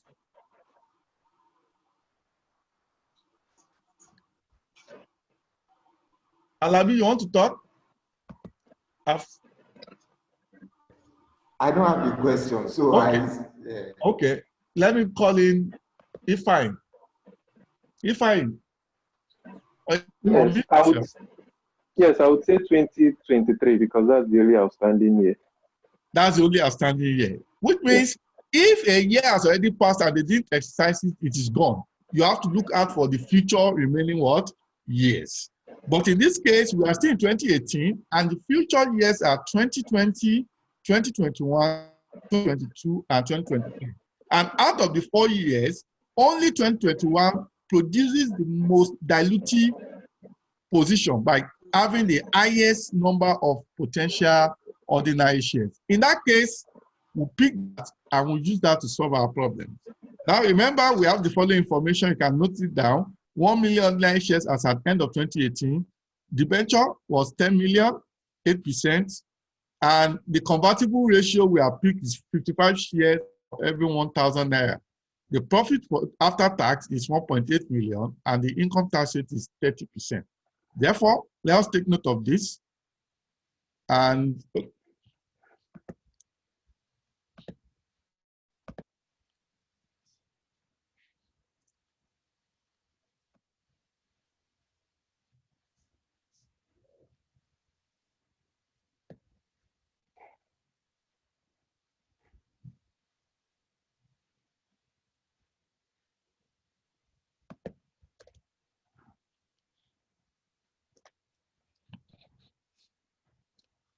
scenario 7.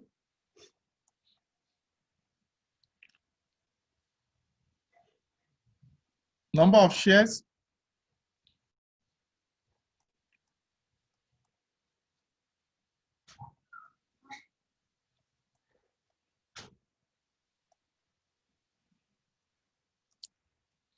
Profit after tax, 1.8 million.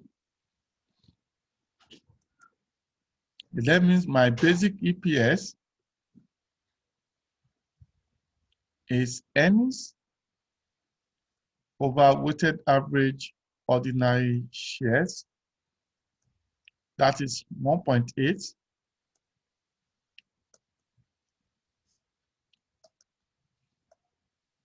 And that gives me approximately 1.80 kobo per share. Let me go back to the question and see that I'm picking the right information.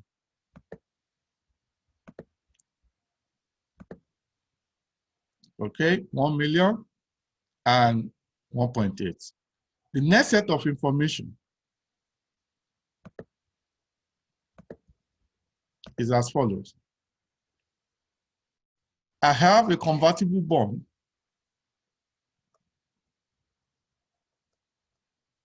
of 10 million naira.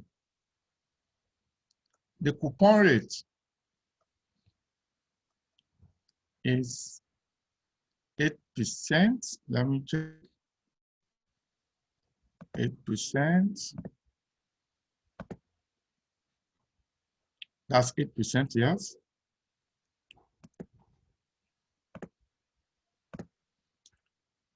Per annum.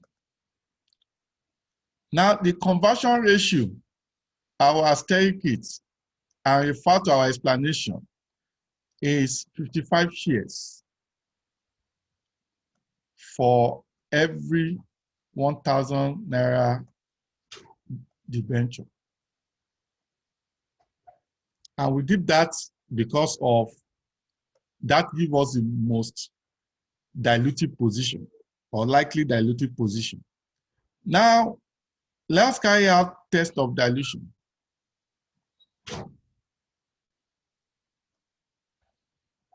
There are two approaches, and I'll likely use the two approaches here for you to know. The first approach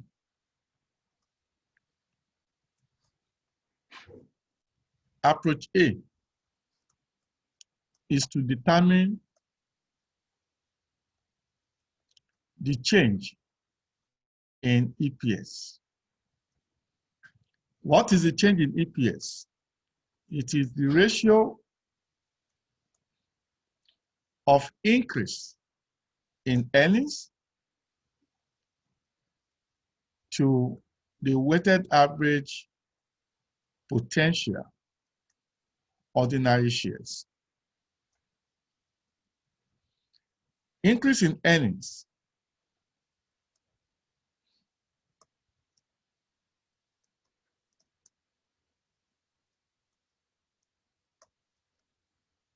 or figure in naira interest savings. You start to save 8% of your interest per year. How much? 10 million. 8% of 10 million is 800,000. But you will lose the tax savings in it, which means the effect of your loss from tax. I think our tax rate is, let me check. Our tax rate is 40%. No, 30%. 30% in this question. Our tax rate is 30%. That means I'll deduct 30% of 800,000. That is probably 240. Therefore, my after-tax effect is 560. After tax, interest savings is 560. Now, what is my weighted average potential shares? My weighted average potential shares, the weight will not be relevant here because all of these are existing from beginning of the year to the end. Therefore, 12 over 12 will be insignificant. What matter is for every 1,000 shares, which means how many debenture notes do we have in 2 million naira bond? We are told that the nominal price is 1,000 per debenture. That should give me how many units? If you divide that, it should give you, if you cancel 1,000 and you cancel 1,000 here, it will give you 1,000, it will give you 10,000 units. Okay, 10,000 units multiplied by each unit goes for 55 shares as agreed, which then means that our weighted average is what? 550,000 shares. Therefore, change in EPS. Remember, it is increase in earnings attributable to interest savings and weighted average potential ordinary shares. What does that give us? That gives me 560,000 naira as a ratio of 550,000 shares. And approximately, that gives me 560 divided by 550. That gives me 1 naira 2 kobo. Now, if you compare basic EPS of how much is our basic EPS? Our basic EPS from this question, as computed earlier, was 1 naira 80 kobo, which seems to be higher than our change in EPS. But change in EPS is 1.02, which is lower. Hence, it is dilutive. Hence, it is what? Dilutive, which means these potential shares are dilutive in nature.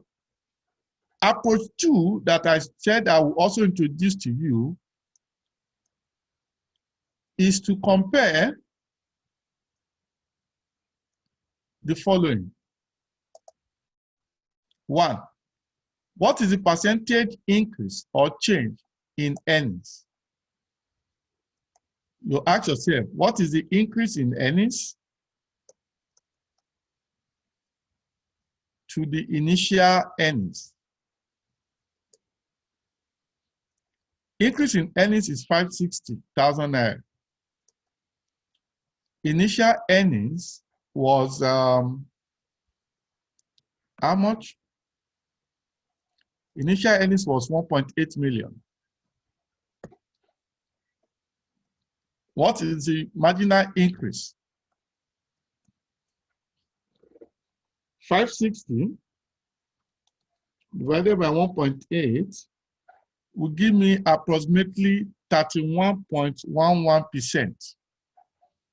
But let me compare that with percentage increase in shares. What is the increase in shares? Or what is the potential shares as a ratio of initial shares? Increase in shares is 550, which is the potential shares. And the total number of shares before is 1 million shares. On average, 550 divided by 1 million gives me 55%. Invariably, what it means is that given that the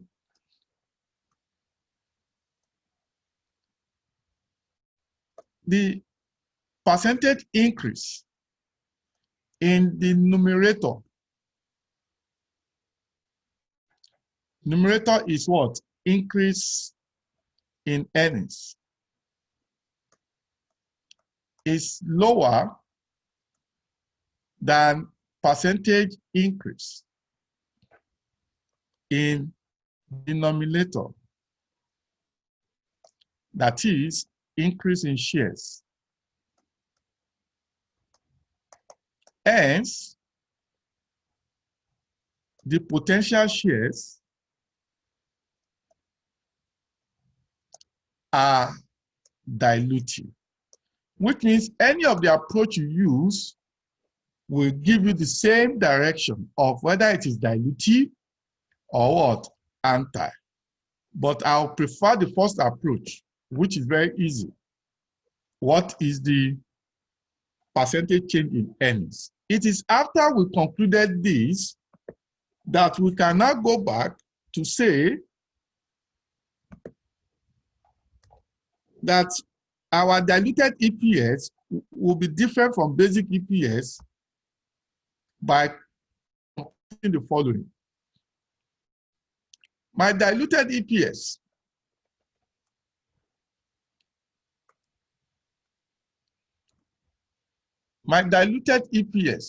for the year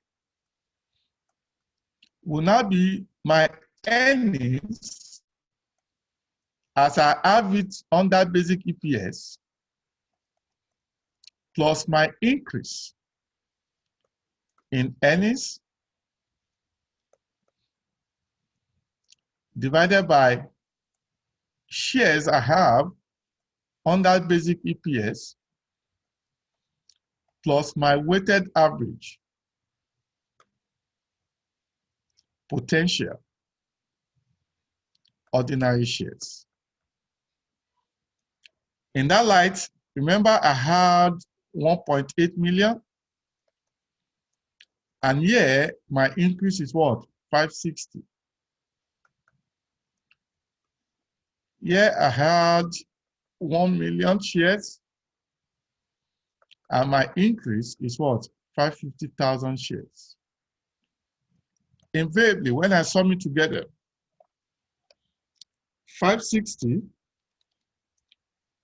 plus 1.8 million, that gives me 2,360,000 as a ratio of 1,550,000 shares. Invariably, what is my diluted EPS for 2018? It is 2,360,000 divided by 1,550,000 shares.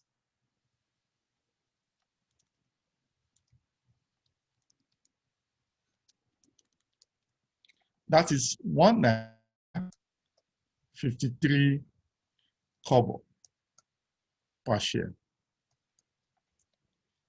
1.53 kobo per share. Where my basic is 1.80 kobo. My diluted is 1.53 kobo. Any question?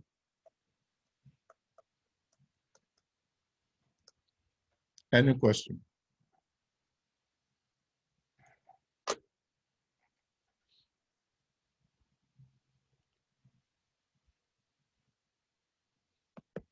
Okay, Dari, you can unmute yourself.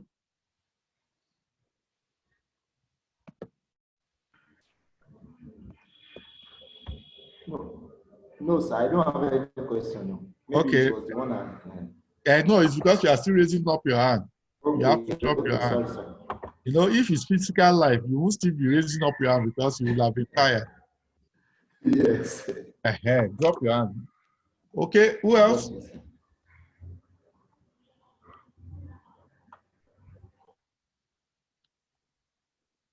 Any other question? Who is raising up hand, if any? If none, I'll give you this tax. And if anybody passes this tax, the person will win a free, there's this practical course on Power BI, that is Microsoft Power BI for financial reporting, using it to draw financial reporting and management performance. Even though I think it goes for $200, but it will be subsidized and you do it for free, provided you get this answer correctly. Okay.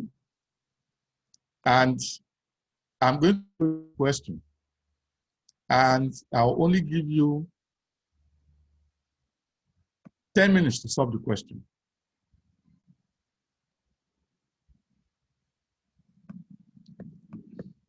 The question is illustration 9. Illustration 9. I'm going to leave it open the way it is now. Illustration 9. The time starts to count. This is 11:15. I'll give you 15 minutes. By 11:30, we'll ask for your answers and we'll know who is right and who is wrong. Okay? The person that gets the answer, or the first person to get the answer and get it appropriately with better explanation, will win a free course worth $200 with respect to Power BI for financial reporting. Okay, your time starts now. Thank you.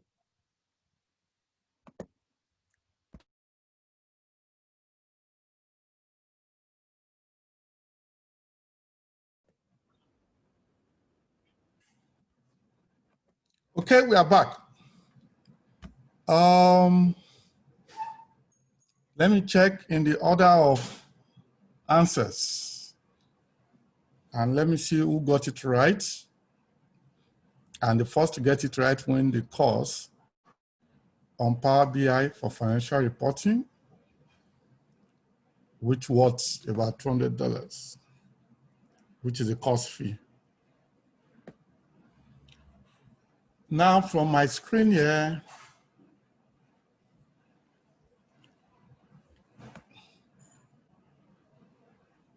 the first to answer, Daria gave me basic EPS only, whereas the first to give me the two answers is Ifeanyi, gave me basic EPS of 5 kobo, diluted of 30 kobo. Daria later gave me diluted of 30.7 kobo. Sheyi Odunlami gave me basic EPS of 35 kobo, diluted approximately 30 kobo. Rosemary gave me 1 naira 4 kobo and diluted 1 naira 27 kobo. Nuruddin gave me 35 kobo and 31 kobo for diluted. Sadiq gave me 1 naira 4 kobo for diluted, basic and diluted 77 kobo. Agada gave me EPS 35 kobo. Now the correct answers, 2 people got it right here. Okay, the first person that got it right is Ifeanyi Onwalu. Basic EPS is 35 kobo, why diluted is 30 kobo. And the second person that got it right is Sheyi Odulami. But one came in 11:33 a.m. The second one came in 11:34 a.m. What should I do? I will unmute you guys, and you guys have to unmute yourself. Ifeanyi and Dari, and I want Ifeanyi, who first got it right, to explain. And who is the second person? Second person, I'm coming. Ifeanyi and Sheyi Odulami. Okay, Ifeanyi, you can unmute yourself, and Sheyi Odulami, I'll give you access to unmute yourself so that I can know who actually won this stuff. Okay? Okay, so I guess I start, yes? Yes, you start. Okay, so from the question, we are given the earnings for 2019 to be 1.75 million. Yes. To get my basic EPS, I divided that by the number of shares in issue, and that gave me 0.35 per share. Okay. Then in computing the diluted, we had two options of convertible loan stock. The 14% option with the terms and the 10% option with the terms. What I basically did was I computed the change in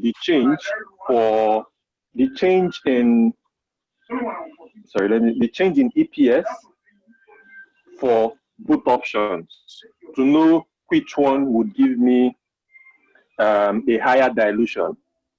Now, I did the first one for the 14% convertible and realized that it wasn't dilutive. It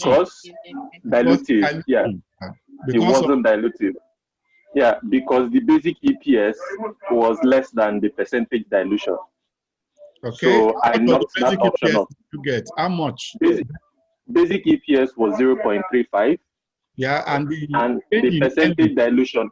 Dilution I got was 0.46. 4.5. Okay, 4.5. Yeah. Yeah, approximate.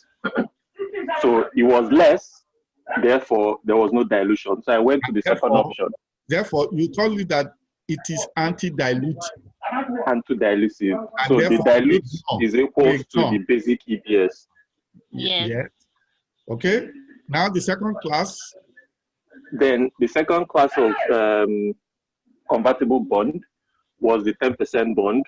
So after solving for the savings, adjusting for tax, and determining the increase in share, I arrived at a percentage dilution of 0.11.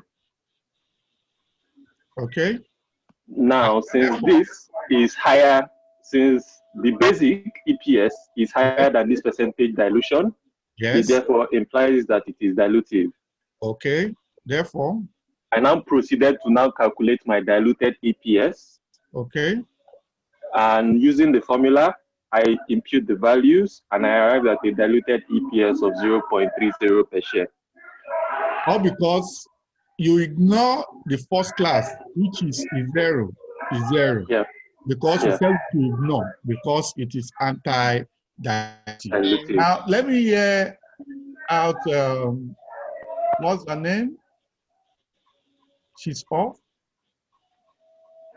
Okay, Sheyi, let me hear you out. Any addition? No, it's the same steps were followed. Okay, the same steps were followed. Okay, on this premise, I think I will award two of you that opportunity.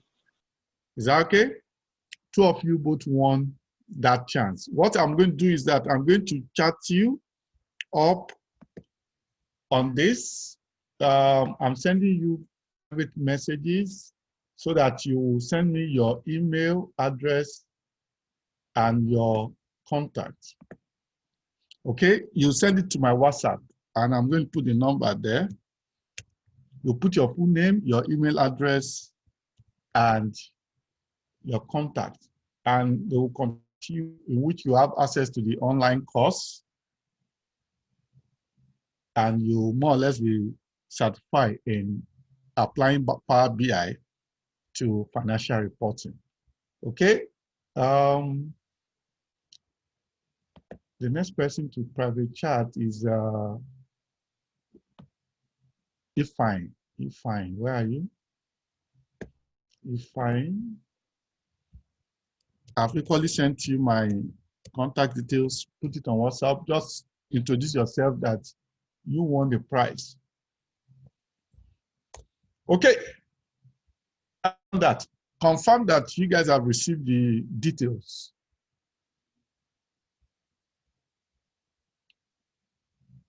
Guys, confirm if you have received the details. If I unmute yourself and Shei, unmute yourself. Yeah, I've received your mobile number. I'm about to send you a WhatsApp. Okay, what about? Yes, sir. I received it too. Okay, thank you. Okay. Okay, now let me take you guys through the solution one by one. You know, I also did my own solution the same way you were doing your own. And let's looking at it here. On 31st of December 2019, 5 million shares were in issue, and the profit after tax was 1,750,000. Therefore, our basic EPS for 2019 will be the earnings of 1,750,000 divided by the weighted average number of shares, million shares. That gives us 35 kobo. Okay, now there are two classes of debenture, which we call loan stock. The first class is debenture of the value of 1 million naira with a coupon of 14 per annum. The conversion ratio is 2 shares per 10 naira debenture. Now, the first thing is this: if this is converted, you will save interest at 14% of that 1 million, which means you'll be saving 140,000. But there's a tax you will also lose in tax on interest deduction of 49,000, which is 35% tax rate times 140. Invariably, the after-tax interest savings is 91,000 naira. And saving 91,000 naira will force you to issue shares of 2 shares for every 10 naira notes. How many 10 naira notes can we find in 1 million naira capital? It's 100,000 notes. 100,000 notes times 2 shares gives us 200,000 shares. Because this exists from beginning to the end of the year, it doesn't change any situation because it's 12 over 12, which is 1. And that's why we have the weighted average potential shares to be 200,000. Therefore, we carry out the test by comparing the increase in earnings to the proportion of increase in potential 9 shares. Our change in EPS gives us 45 kobo. And as concluded earlier, whenever your change in EPS is higher than your basic EPS, it means it is anti-dilutive because it's giving you more, giving existing shareholders more benefit with respect to increase in EPS.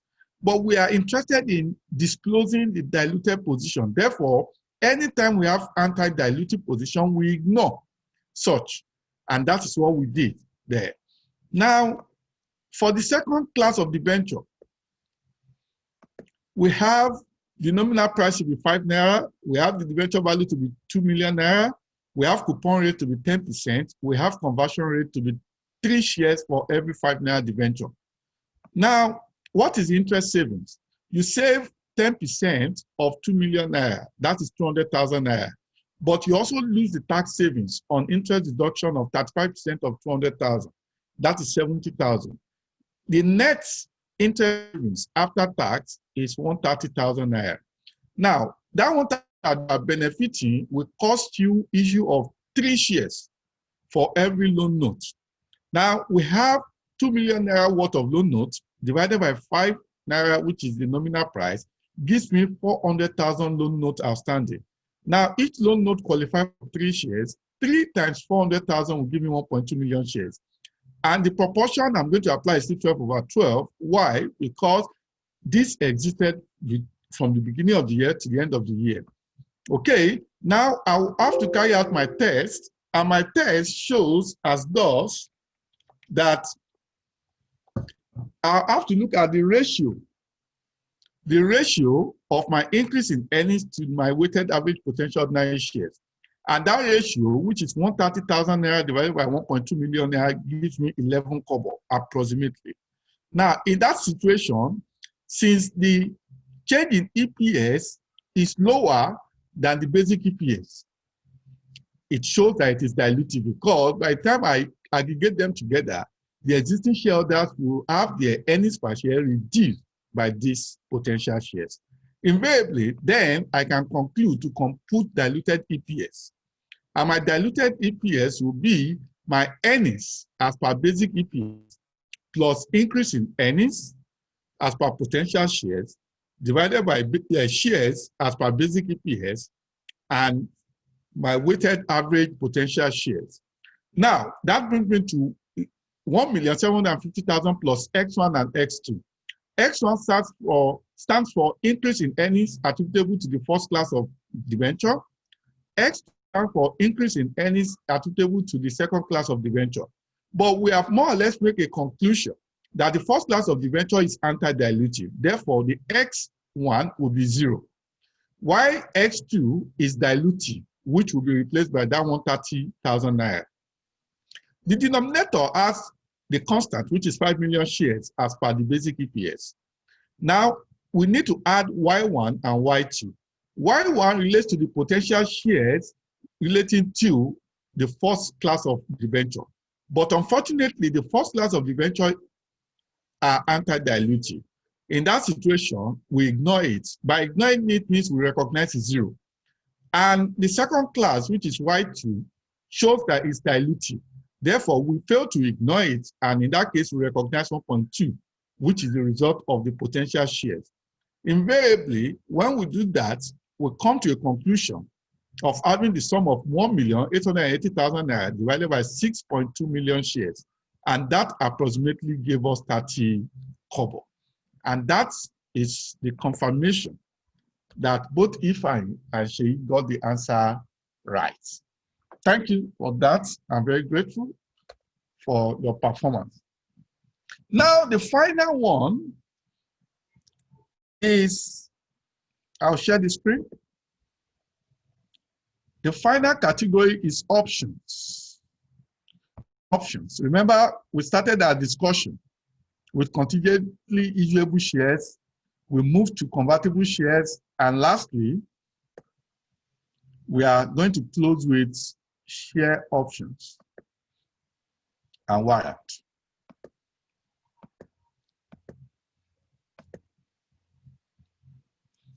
Now, the last scenario, even though I'm going to give you complex examination question as an assignment, and I don't know what I will offer for anyone that is able to solve this assignment, okay?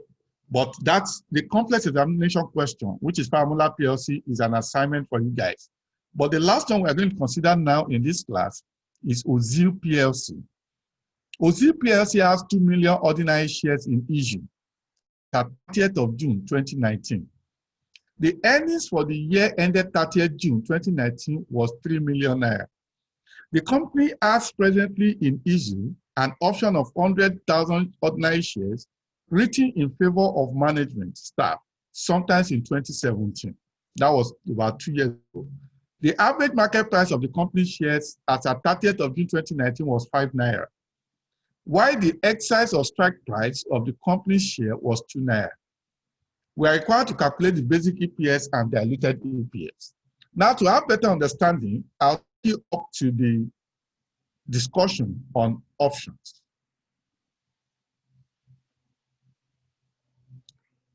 Now, when we talk about option is a right usually given to persons or others to acquire shares of a company at an agreed price. Which is, for example, if company ABC enter into an option with an individual or with set of individual or with another company, in which it grants the right for that other company or individual to buy the company's shares at a later date in the future, and of which the price in which you are going to buy those shares are already pre-agreed as at today. Now, the price you have pre-agreed as at today is what we call the strike price, or what we call the exercise price, because as at the time the option vests and you have to exercise your right, that is the fixed price that you are going to pay, regardless of whatever the price of the shares are as at that date. Which means you have learned another thing with respect to what is a strike price or what is an exercise price. Now, the question then is this. The option is deemed to be dilutive when the exercise price at every reporting date is lower than the current market price. What does that signify is that people will be willing to exercise their option because they will be buying cheap, because the price agreed last year was lower than what the market is selling the shares for today, which means it's more likely that people will exercise, and exercising it at a lower price, which means the bonus element is now infused for you to sell below the market price. But it's unlikely that people will exercise if the strike price or the exercise price is higher than what it is in the market, which means I would rather prefer to abandon my option, to abandon my rights for me to go to the market and buy at a cheaper price. Which means in that case, we say it's anti-dilution. Why? Because nobody will exercise option where it is expensive. You only exercise option where it is cheap. Which means at every reporting date, you compare the current market price with the strike price. If the current market price is higher than the strike price, it means it is cheap for me to exercise my option, and I will exercise the option. But if the market price is lower than the strike price, it is expensive for me to exercise the option. And since it's an option, it's a right of action, I might decide not to exercise my rights. And I'd rather go to the market to buy. And that is the simple analogy of distinguishing whether an option or warrant gives a dilutive position or gives an anti-dilutive position. And on that basis, we'll solve the question. We'll go back to the question. Now, let's take note of the variables. The first one is that the ordinary shares as at the reporting date is 2 million shares. The earnings as at the reporting date is 3 million naira. We have share option of 100,000 ordinary shares, which the strike price was 2 naira, but the current market price average 5 naira. Therefore, what is our basic EPS?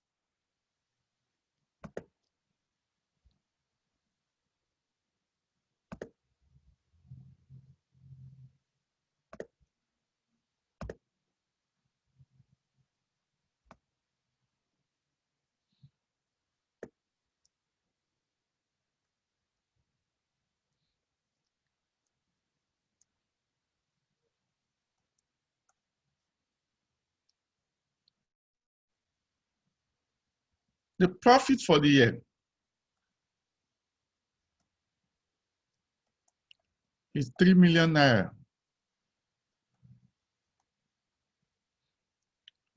The existing shares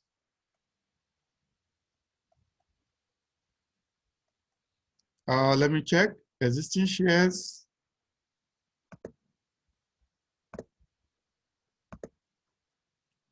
Existing shares are 2 million ordinary shares.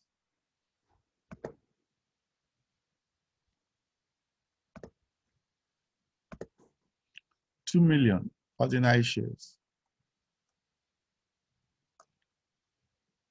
The strike price or the exercise price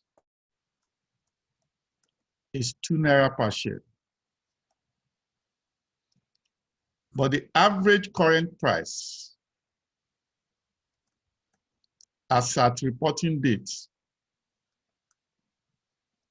was 5 naira. Options granted 100,000 shares. Now the question then is, what is my basic EPS in 2019? It's simply my earnings as attributable to ordinary shares over my weighted average ordinary shares. My earnings in this case is 3 million. And my weighted average number of shares is 2 million. Invariably, I conclude my basic is £1.50 per share. What is my diluted position? The first thing I'll do is to test for dilution.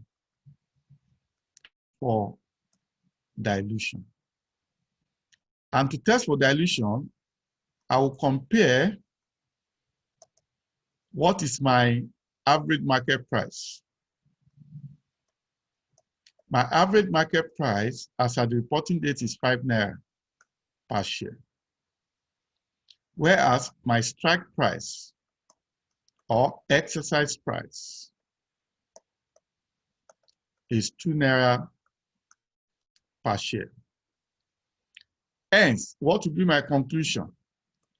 Since strike price is lower than the current average market price, hence, it is cheaper to exercise the option by the potential shareholders, which will create a dilutive position. Which will create what? A dilutive position. Since it is dilutive, I then need to proceed to compute my diluted EPS. But if it is anti-dilutive, I will assume that my basic and diluted EPS are the same. My diluted EPS for 2019 is my earnings as per basic EPS plus, if any, increase in earnings as a ratio of my shares as per basic EPS and the weighted average of the potential shares. Now, as in the question, we have the constant 3 million and we have the constant 2 million shares. Now, options does not give any benefit of increase in earnings because there's nothing we are salvaging, unlike convertible debt that we are no longer going to pay interest and we are saving it. We are adding it to our bottom line. There's nothing we are going to save as a result of exercise of option, which then means that at all points in time, the numerator, which represents increase in earnings, will always be 0 for an option or warrant. But the denominator will now have to be determined with respect to the following.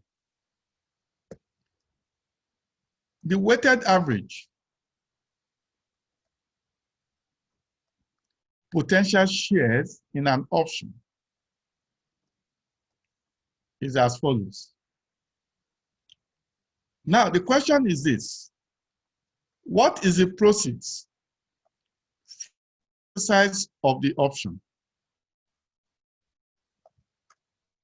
What is the proceed from the exercise of the option?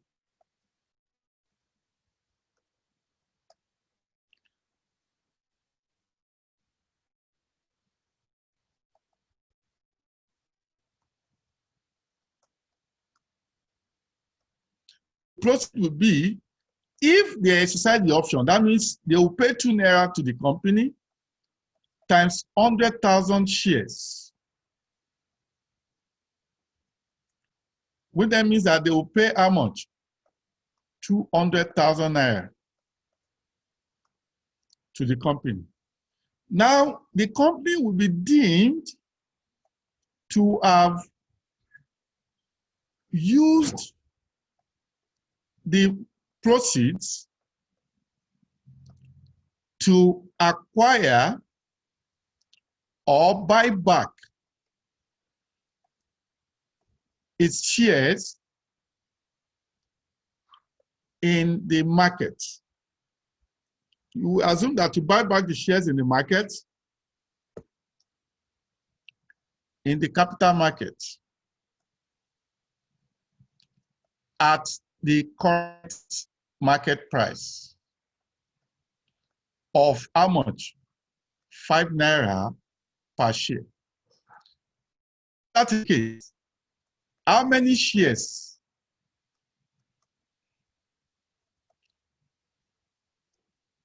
can the company buy back?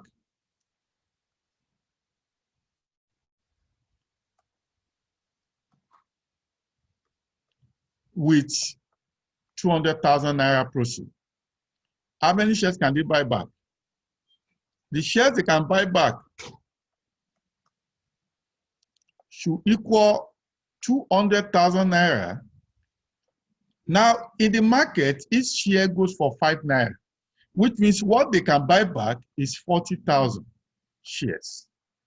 Now, there is a problem. You have told people to pay 200,000 for them to get 100,000 shares. Now, you can only use that 200,000 to buy back 40,000 shares in the market, which means there is a shortfall. There is a shortfall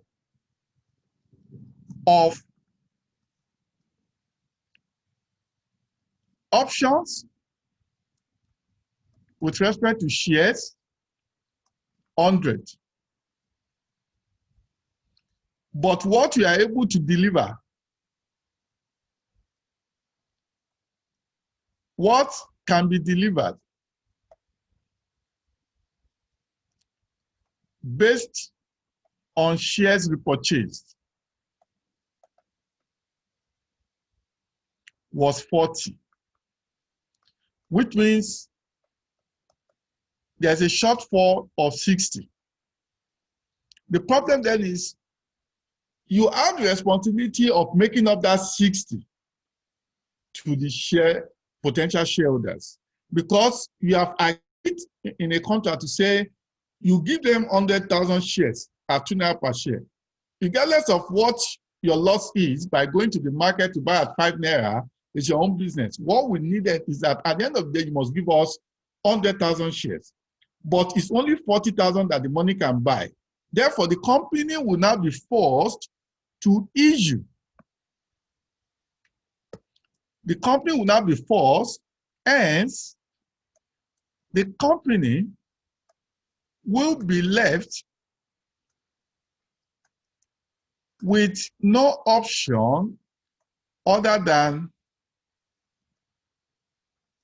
issue 60,000 additional ordinary shares to the potential investors at no additional cost to the investors, which means issue for free.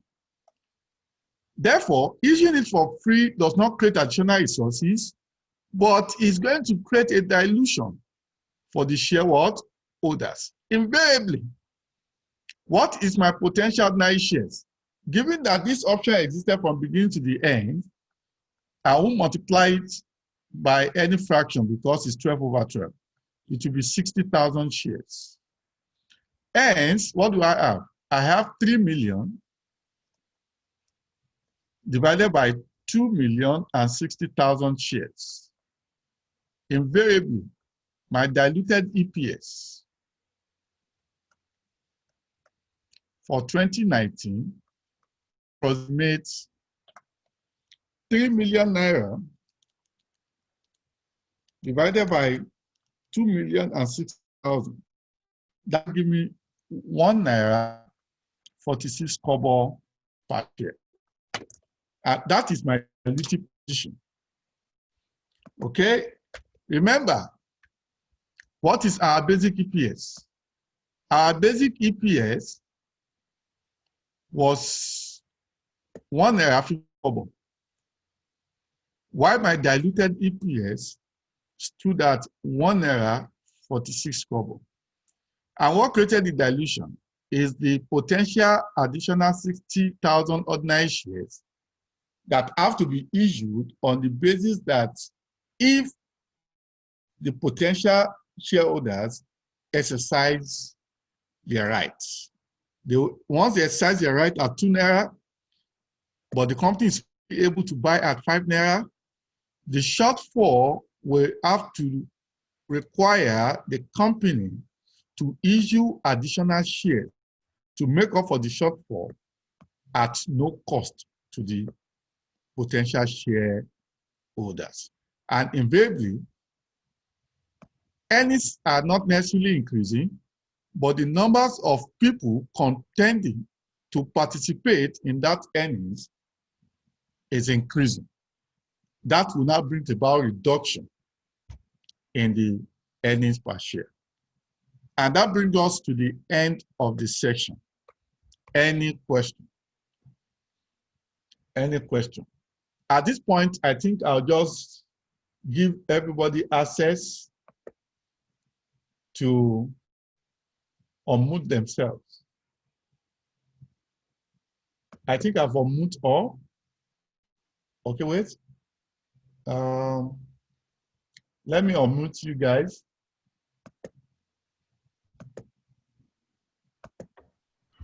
And anyone that wants to contribute. Yeah, I can hear you. Hi. Hello, sir. Sir, you have to revisit the test. Sir, you have to revisit the test you gave us.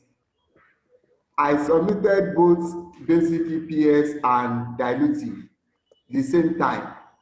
So you didn't mention it. You only said you saw the basic EPS.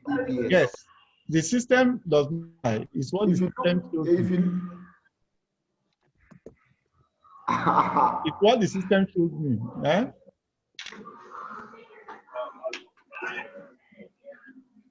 Do you get what I'm saying now?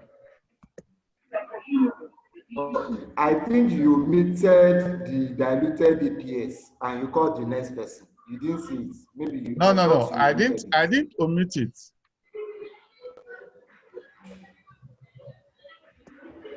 I didn't. Let me see if I can screenshot my chart for you. You know, this is system. Probably your network might have failed you in that regard, but that is what I have on my screen. Okay, I'm trying to find a way of screenshotting it and show you. Do you get what I'm saying now? And you see the timing. Okay, sir. Okay, let me see whether it's possible for me to share the chart. The chart is not showing on this, but let me screen grab it and show you.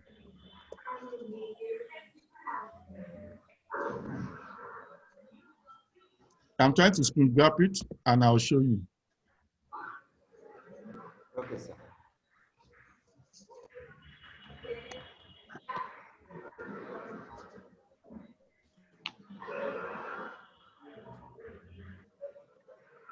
Hold on, I'm trying to do that.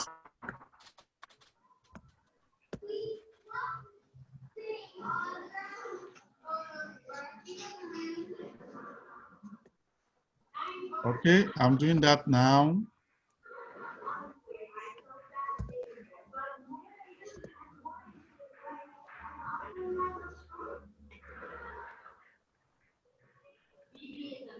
Okay, I think I've done that. And let me share it.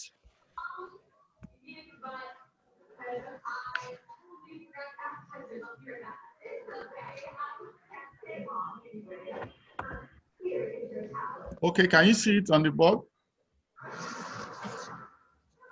I've not seen it, sir. Can you see it on the board now? I've not seen it, sir. See the board. I'm sharing my On the screen. chat box. Not chat box. Okay, your I board. say I'm Okay. sharing my screen. Okay, your screen. Please let's pay attention Okay. to instruction. Okay, it's not showing yet. It's not showing. showing yet. It's not showing yet. It's showing. Okay, now it's showing. I'm telling you, that's Okay, your okay. network issue because I have two systems here to confirm what I'm sending. Look at it, sir. Okay, sir. Look at it, sir. You see the same thing. Look at it, sir. The first person wrote, I was the first person that said EPS 35 kobo. Yes. After me. Yes. Onwa Louis Yes. said got the after look at after me. After please. the one Yeah. is 30.7 kobo, is it correct? 30 kobo. No. It's not correct, sir. 30.7 kobo is not correct because by approximation, it's not even up to 0.7 at all. Should be Is that 30.3. Up to. Are you satisfied now? Said by approximation, it's not up to what, sir? It's not up to 30. No, I didn't get that. No. It is 30.1 something, which is not even 0.7. Where do you get 7? Which means your calculation is wrong. Oh, okay. I only picked 2 correct answers in that order. Is that okay? And 2, you said you sent the 2 answers at the same time. It is not, because if you send it 2 times, see if I sent 2 times and it's showing side by side. You understand? There's nothing like partiality there. No, not partiality. I was not trying to say that I sent it at the same time. I was trying to say that I sent it one after the other at the same time. But you should not timing now. 1 second is a difference now. I can understand. It's because you picked 2 people. So I was thinking that I should fall in the 2 Your own answer is not correct. That's why I picked the next line. Exactly. Thank you very much. Yes, sir. Okay. I think that brings us to the end of the class. But before we wrap it up, I'm going to share the question with you. That is assignment. And if you have yours, probably you can send it to the group, any other group you belong to, just send it there to share with yourself as a thought. But let me read the question out for you guys. Farmola PLC has 1 million ordinary shares in issue as at 31st of March 2019. The profit after tax for the year was 5 million naira. There was an issue of 100,000 ordinary shares on 1st of July 2019 at 4 naira 10 kobo, which represent full market price as at that date.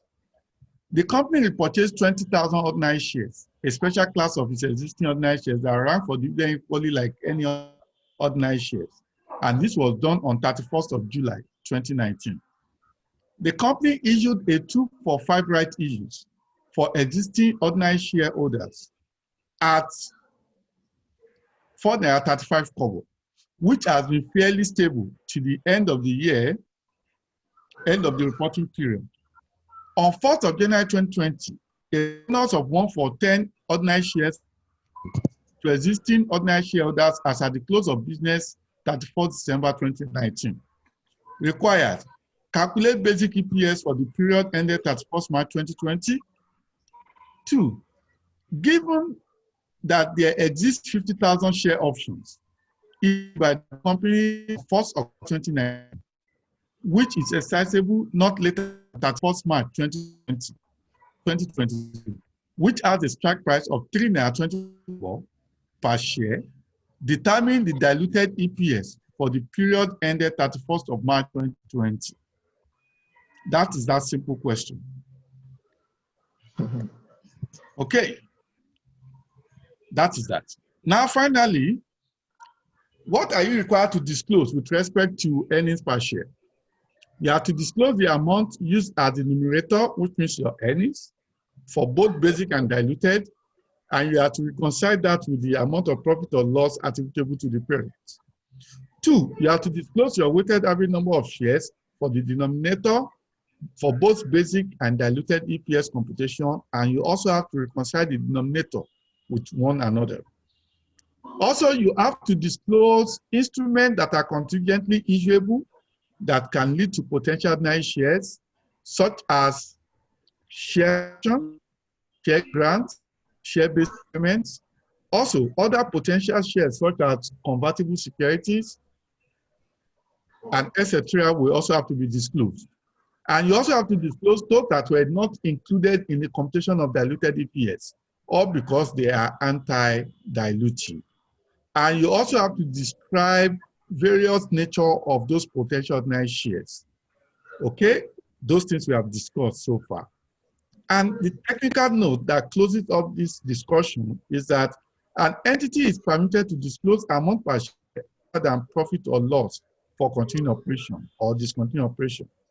Okay, but that is just an addition, but not necessarily going to be a replacement of the requirement of the standard, which means what the standard requires you to disclose is the minimum requirement, but you can do more than the minimum requirement.